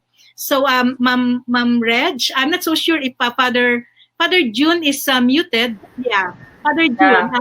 Yeah, do you want to Mother contribute Ino, something? would you like to reply? There were some in other forums suggesting that if the parents group themselves in the neighborhood, no? Hello? Yes, Am I? Father. Yeah. Yes. Yes, Father, go In ahead. other forums, there was this suggestion if they are in the community, parents can gather together and try to see whether whether that can be a way by which to assist the same children in that locality. No? So it's a more local way of trying to organize it. I think, that needs a lot of collaboration with your community and the people that live near your house. So they say one thing is to see a cooperative cooperation between parents and the households on how to be able to address this when parents are not anymore at home. So maybe an elderly will be responsible for seeing to it that parang yung they do with the kindergarten at the back Mhm. door at the garage, Yeah. something like that. So I think delikado lang naman diyan yung mga prep, grade 1, 2, 3. Yung 4, mari na siyang in, ituro kung paano mag-adjust in terms of this new normal. Because we have Yeah. to educate the teacher, the student also, how to grow into this kind of environment. Yes. Yes, I agree with you. And in fact, we can even say even those retired teachers can probably still find something, a very important contribution to how we can guide our young learners into this new way of learning, we may say. And following that model of parents getting together, and trying to find how they can help each other, what can they contribute, so that we can be with our children in this journey, transitioning to this new normal, that we call the new normal. Ma'am Reg, are there other questions? And I Yes, don't we have think a number here. yeah, okay, go We have ahead. a number here. How did you get how did you get the parents on board with the new mode of teaching and learning? So I suppose it is for Father Alain and Sana for Sir Ramel, but I don't think he is having technical Technical difficulties as of this difficulty, point. yeah, yeah. I Other think I Elaine, answered that question earlier already. Okay. Um, So based on okay. limited time, what subjects in the curriculum that we need to prioritize, according to Miss Raquel Magnaye? well, in our case, because we call it flexible, um, we will not actually we don't really we are to prescribe like a daily schedule at home by the students, but they can also have their own schedule. So of course, we value English, science, and math. So they Mhm. will have to work on the learning kits for English, science, and math, like for 2 hours a day for three Yeah. days at home. And then for the other subjects, also 2 hours per day, but only for 2 days. We have a suggested home schedule because we are anticipating a setup where our students will no longer go to school for face-to-face session. Yeah. But I was saying before, if the students will come also for face-to-face session, we also would want it to be needs specific. Those students who will have need for, say, science for longer time, then they will spend more time in science when they go to school. And those Mhm. there may be subjects like maybe values education, I don't know, they may not have a face-to-face session anymore because they are already achieving the competencies as prescribed. So the role of the teachers now become very, very important in monitoring the progress or the achievement of the students, so much so that the students will have different time schedule depending on their needs. That's what we are Mhm. envisioning with the Flex program. Yeah. I'm not even sure if DepEd will allow that. No? Of course. Because, but at the moment, DepEd is so silent about time allotment. No, I think what's Yeah. important now is learning, not Yes. attendance, not the time Yes. prescription, but Yes. learning, learning, learning. Yeah, and I think Father Elaine, that was also emphasized naman in the many directives that DepEd has issued, and also the quality of learning that we are providing to our students. So, well, at this point, I think I don't see any conflict in terms of really prescribing a schedule or time allotment for specific subject areas. But again, just like what you have mentioned, the more important thing is that we ensure that there will be learning on the part of our students. And for us to really be student centered, I think you mentioned it earlier in your presentation that the context of the strategic planning is putting the students at the center Yeah. in all the considerations that we are doing. So we only have the students in mind in all the planning that we are doing right now. So I guess that's a very good model that our school should also consider when they do their respective planning sessions. Ma'am Reg? Yes. We have a question. Oh, yeah. Father Elaine mentioned earlier the some problems, like for example, with the teachers resigning. But Miss Cheryl Abril here is asking if you could cite some more common problems or challenges that you have encountered with your staff, teachers, and how did you manage them? Well, I think with the staff, I think you have to address their fears and anxieties about losing work. I think the role of the leader is to inspire the personnel and to assure them that things will go on. Because Mhm. if our teachers are inspired, they are the ones also assuring the parents that it's okay, learning will happen. Yeah. I think that's very, very important because if our personnel are clueless, they are scared, ano lang they will also spread it to the parents and the parents look up to us.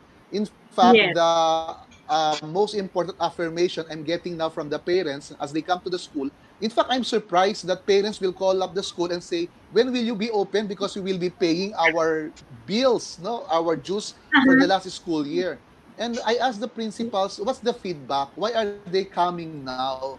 And they said, because they feel we are comfortable, we are confident and assured of our program. I think that is very, very important. Malinaw lahat kung ano ang gagawin. And I think, ewan ko, no? Baka pari ako kasi kaya values ang focus no, on this position. Pero I see that as Yeah. very important. Then the rest will follow na eh. Kasi if everybody's on board, then everybody will do their task tapos madali na. Para sa akin, no, everybody will be contributing.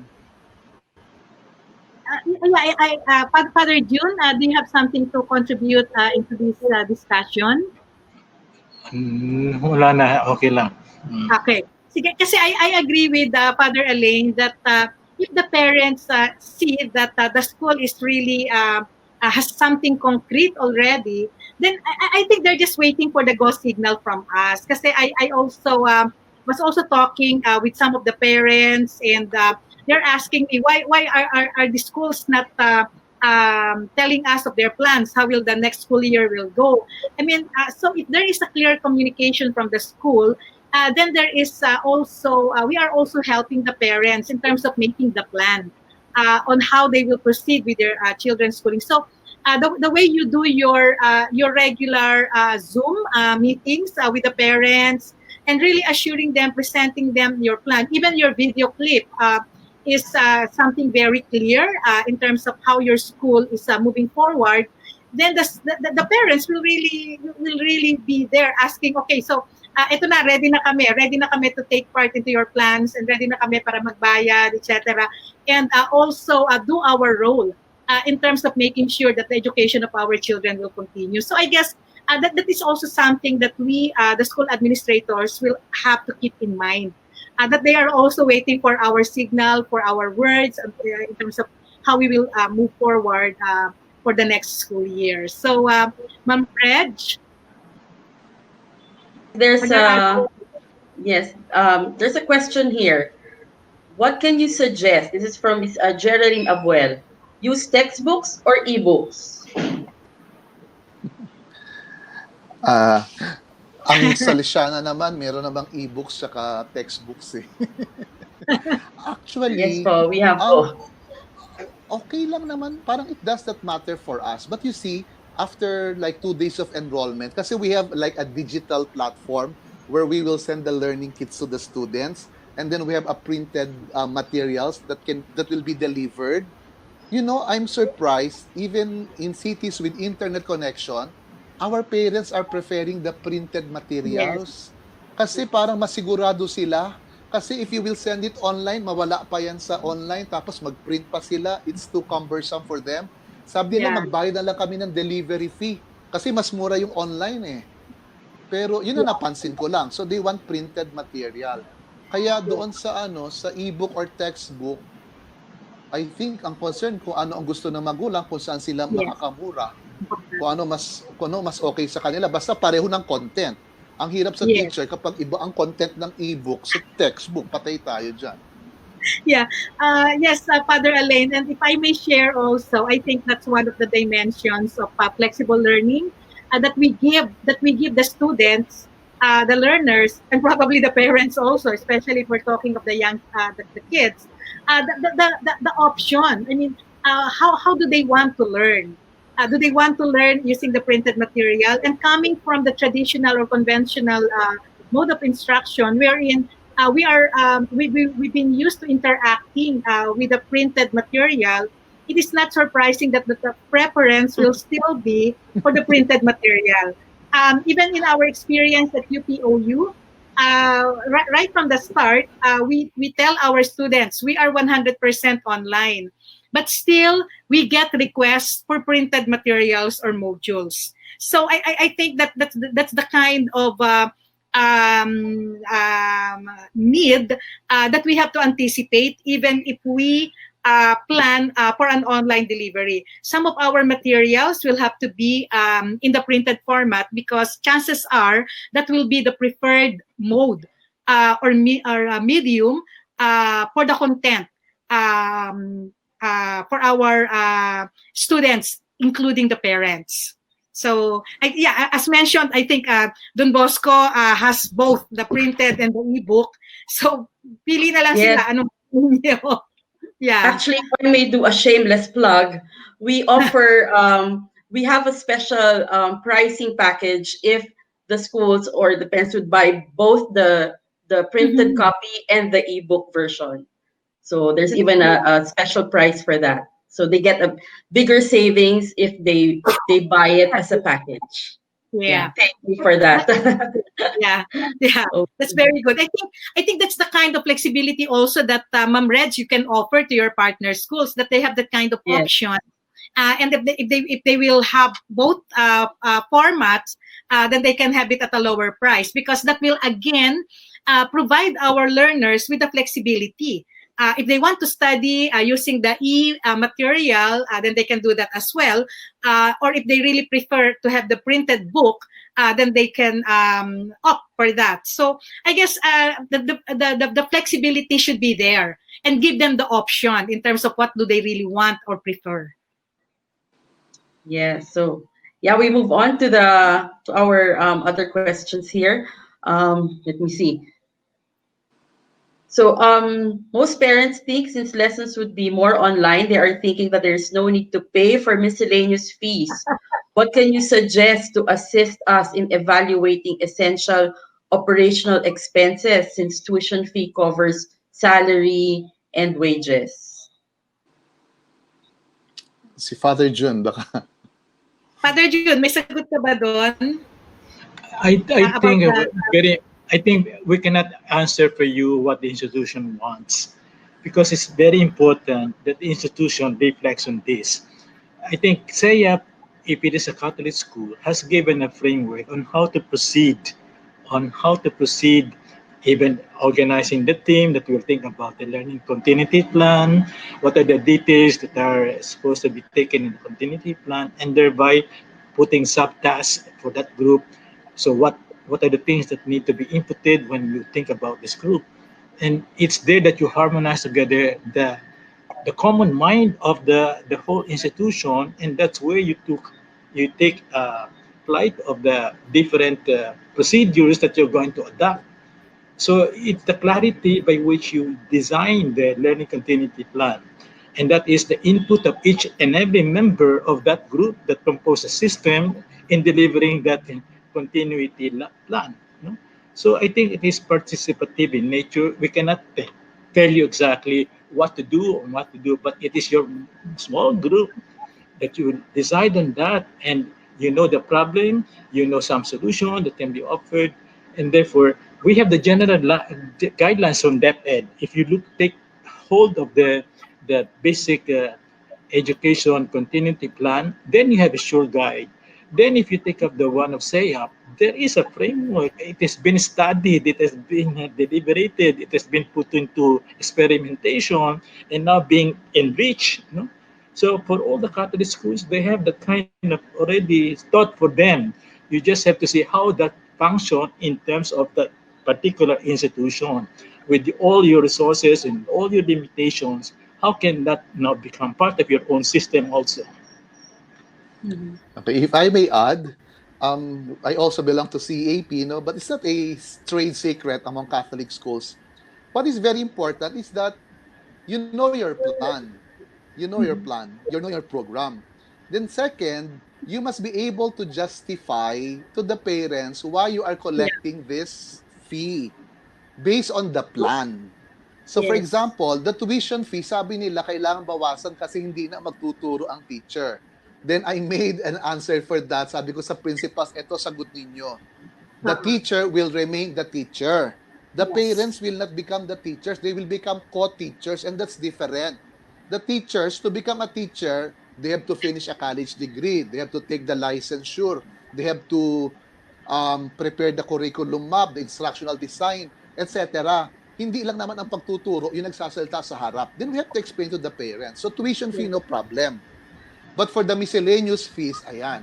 Why are you asking for electricity? Why are you asking for like a field trip? Or why are you asking for test papers, etc.? For the miscellaneous fees, you must be very, very ready to justify to them, we are collecting this because the students will use this. Then, in fact, we added other fees like communication fee. Mataas ang communication fee. Dati Mhm. wala yan. Kasi tatawag kayo ng tatawag sa amin. Mhm. Tapos we have also the curriculum development fee kasi we are now developing a curriculum na dati wala naman. We have to transpose materials to become learning kits. Then may mga bagong charges din. Basta may paliwanag. Then the Yeah. last question, kapag na total na, kaya ba to ng ating mga magulang? Then that varies from place to place. Kasi kahit justified naman, kung hindi kaya, di wala kang estudyante, di sarado din ang school. So I think those are the three important steps in planning the in finalizing your school fees. Yeah. Also, I think no, DepEd has given us the freedom to design our own. Just tell them this is how we're going to do our continuity plan. And I think that's what DepEd is expecting each one of us now. And I think there's the kind of liberality now in terms of accommodating the different situation of different schools because there is no one pattern for everything. It's the same approach that I did with the technical vocational education. TESDA said these are the guidelines, but I did not follow many of the guidelines because it was restricted and not in line with what we want to happen. And so I did my own design of curriculum, and then this is how we want to do it. And they look at it and then say, yes, you can go, proceed. Yeah. So you don't have to be dictated what is the schedule, what's the time, what's the thing, what is that you want to happen, what is it that you want to do, given all these things that you are having in the plan. Yeah. Ma'am Reg? Ma'am Yeah, Ray, siya nga thank you. makaawa So si I Ma'am think we only Edith. have time for one more question. One, Yeah. one, one more question from our audience. Yeah. And that will Yeah, I be, think yes. we only have time for one more question, and this is a follow-up question from Father Alain. I think she was asking this twice already. So to go back, this is a follow-up question with regards to the schedule allotted, especially for online classes. This is from Ms. Edith Coyoli. Yeah, Do and I I will also understand that answer there the is no specific time? Yeah, no specific time allotted as concrete and strictly meant rather than the schedule will be on their flexible time on the part for on the aspect of the student and that of the teacher. More clarifications, please. Yeah, and I will also answer the question about the lesson plan para tapos na ako. Um, Yeah, okay. I think you will be surprised. We have an online platform, but we don't really have an online online class like what we're doing now. In our program, the online platform will just be a means or a portal or a conduit to send the learning kits. So once Mhm. they receive the learning kits, then they will do the learning tasks. What is in the learning kits? The learning tasks, of course, you have the textbook and the video recorded instruction of the teacher. So they will Mhm. play the video recorded instruction as many times as they would want so that they will understand the lesson. And if they still do not understand the lesson, then they can call the teacher online or by phone, or then we can schedule a face-to-face session. We are inspired by the pedagogy of Central Visayan Institute Foundation, the Dynamic Learning Program by our fellow Filipinos, that the students can learn even if there's no prior explanation. Just give them a learning task and they will Yes. find a way to learn a lesson. Unlike sometimes in the classroom, they will just parrot the teacher how is the problem being solved, kung paano ginawa ng teacher, ganun ang gawin sa exam, pasado na. But in the DLP, you give them a learning task, they will find their way, tapos meron kang assessment na maganda, natuto sila. Kung hindi matuto, then there will be intervention. So pag pinag-usapan yung oras, wala kami talagang say 8 to 9, kita tayo sa internet. Walang ganun ang aming flex program. Ang internet lang ay daanan ng mga learning kits at learning materials. Yung iba, delivery na lang. At kaya nga doon sa lesson plan, wala na kami talagang munang lesson plan. Matuwa siguro mga teacher kasi ang mahalaga sa amin yung learning kit. Tapos ando na sa yung learning kit kasi yun yung lesson plan na ginawang learning kit. Then tapos noon, ang mahalaga sa teacher ngayon hindi yung lesson plan. Ang mahalaga monitoring ng achievement of competencies. Kasi yun ang i-monitor ng academic coordinator. Kapag ang bata natututo, proceed to the next lesson. Kapag ang bata kailangan ng remedial and then you give more activities. Yun ang medyo mahirap sa teacher. Kailangan, para kang doktor, tumataas na ba ang sugar, bumaba na, iba-iba yan, depende sa pasyente. So, wala na muna kami mga classroom observation, wala na muna mga lesson plan. Ayan, very radical din yan. Pero hindi ibig sabihin mas madali ang buhay ng teacher ngayon. Actually, palagay ko, mas mahirap kasi it's like individualized instruction. You have to monitor the students individually. Then, yeah, if I may add, last na lang, to monitor quality, my office as superintendent will prepare the quarterly exams, the summative test, and there will be a post-test at the end of the year. Why is that? Kasi minsan ang teacher, ang ginagawa niya exam, yung naituro niya lang. So we're not really sure kung naituro ba lahat ng competencies. But if the exams will come from my office, then there's a guarantee na the teachers will strive hard para maituro niya yung dapat na maituro sa mga bata. Okay, I like that plan with regard to assessment of learning, because that will somehow also put to rest the anxiety of the parents, na may natutunan ba talaga yung anak ko, paano yung mag-exam siya, ganyan. So I think that the whole plan to be presented to them, or if this plan has already been presented, will really say that oo nga, dire-diretso pa rin yung pag-aaral ng mga bata. And I agree with you, Father Elaine, that baka nga mas marami pang trabaho ngayon yung mga teacher kasi mas magiging personalized yung approach to learning. What you mentioned earlier about probably we can tap other school personnel to help in monitoring the academic progress of the students. Like for instance, yung kumustahan na sinasabi niyo kanina, probably to help the workload of the teacher, baka makatulong din yung ibang school personnel natin in terms of providing the learner support. Something that is also important in the remote teaching and learning context that we are in now. Yeah. We have divided the school into academic unit and non-academic unit. Academic unit, the teachers with teaching load, they are now busy preparing the learning kits.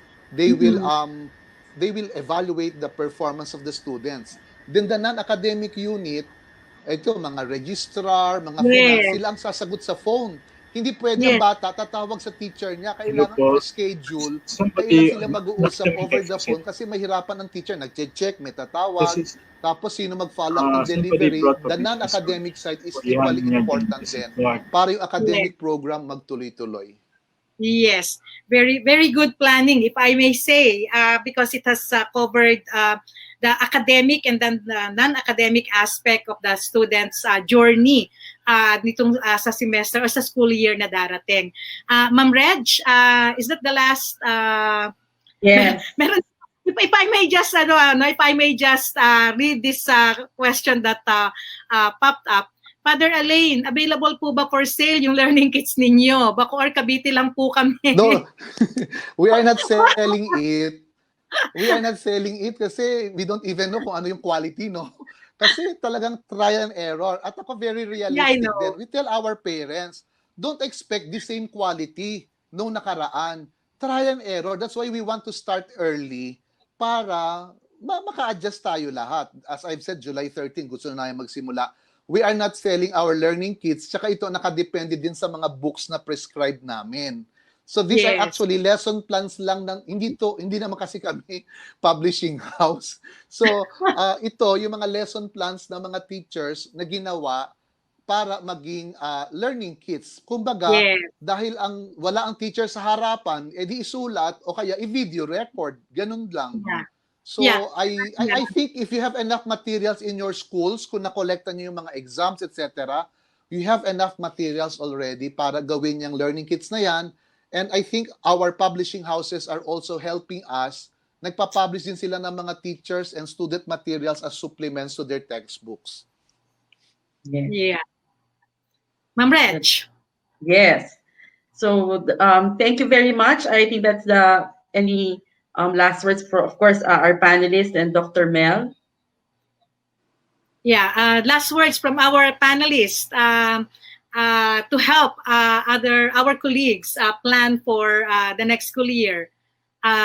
Is Father June still with us? Naka-mute kasi si Father June. Yeah, he's still listening. Father June, yes. Yes. The last word? Yes, po. Yes. Yeah. So I guess, as I've said, no, this is a collaborative work that has to be done together.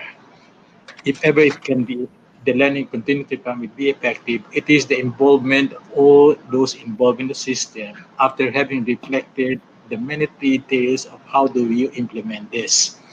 And then I think you should proceed ahead. No, you had a plan, and then try to see how this plan can be realized. And you don't have to be afraid of all the things that has to become a limitation, because when you start with limitation, you will not be able to do anything. So therefore, take the risk and the risk management. No, this is the more important thing that you have to do now. How do you take risk and how do you manage risk? And this is a very important situation in this moment. Okay. Yes. Thanks, Father June. Father Elaine? Siguro, we should not forget the reason why we are educators. We should not forget the reason why we have schools, no? Hindi naman for profit, hindi for work. Lagi natin sinasabi, it's a mission, it's a vocation. I'm very optimistic that kakayanin natin to, no? Huwag tayo na matakot. Siguro, just believe we have enough resources inside of us, in our schools. Tumingin lang kayo. So, together, learning must continue. Yun ang like ko sinasabi. Learning must continue, and our greatest asset at this time is one another. Huwag tayo magbibitaw sa isa't isa, no? The administrators, teachers, parents, students, together, kaya natin to. Yes. Yes, and if I may also support what Father Elaine has mentioned, yung together, sama-sama tayo, these things that we are doing now, the webinar series, the training programs, the sharing. I mean, the culture of sharing is something that will really be very useful as we help each other in this transition to what we call the new normal. For my last words to our fellow educators, I hope that this is just not a passing thing for us. I mean, we should be able to learn something from this journey. And when this pandemic is over and we go back to what we consider as the old normal for now, we go back to the usual, we go back to our conventional face-to-face mode of instruction, we will bring something good, the good practices that we have learned, that we have implemented from what we are doing now, so that we can transform the conventional method of teaching or to the usual way of teaching that we've been doing before. So let's also try to learn something in this journey, so that the post-COVID era will still be new and not really going back to the old and the conventional. So maraming salamat po sa lahat ng nakasama natin ngayong umaga. Maraming salamat sa mga tanong, the questions which also became provided us with insights on how we will move forward. Maraming salamat sa mga kasamahan natin sa Don Bosco Press. Ma'am Reg, off to you for the closing. Thank you very much, Dr. Bandalaria.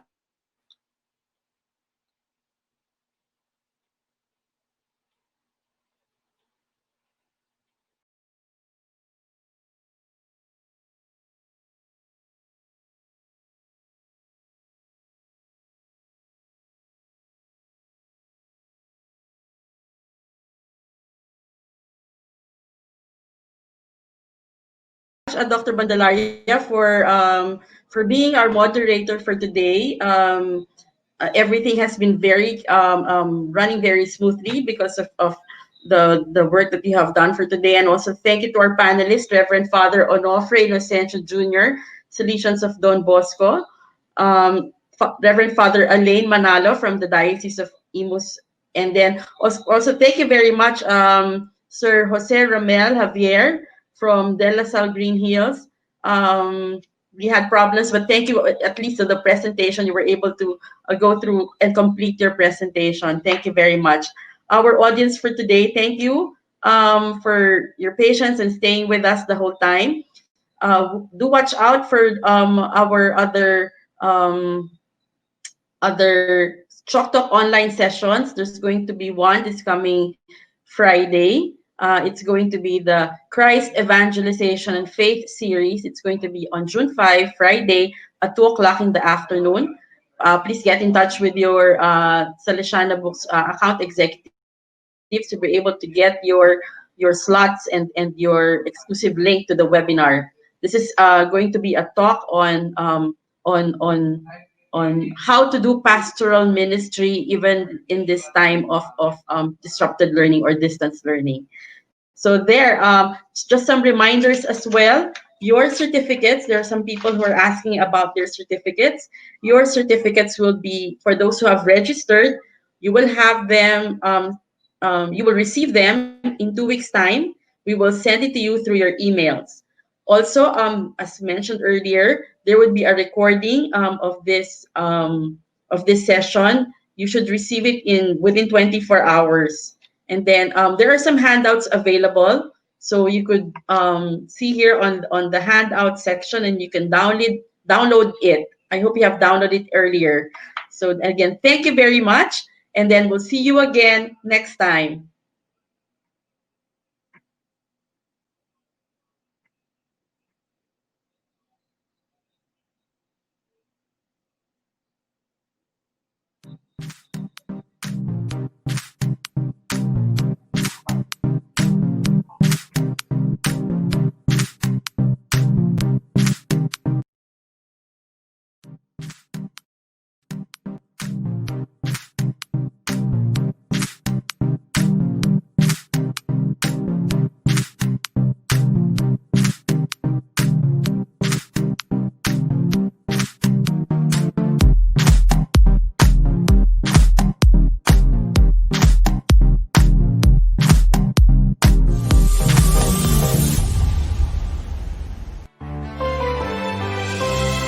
Quality education through quality textbooks.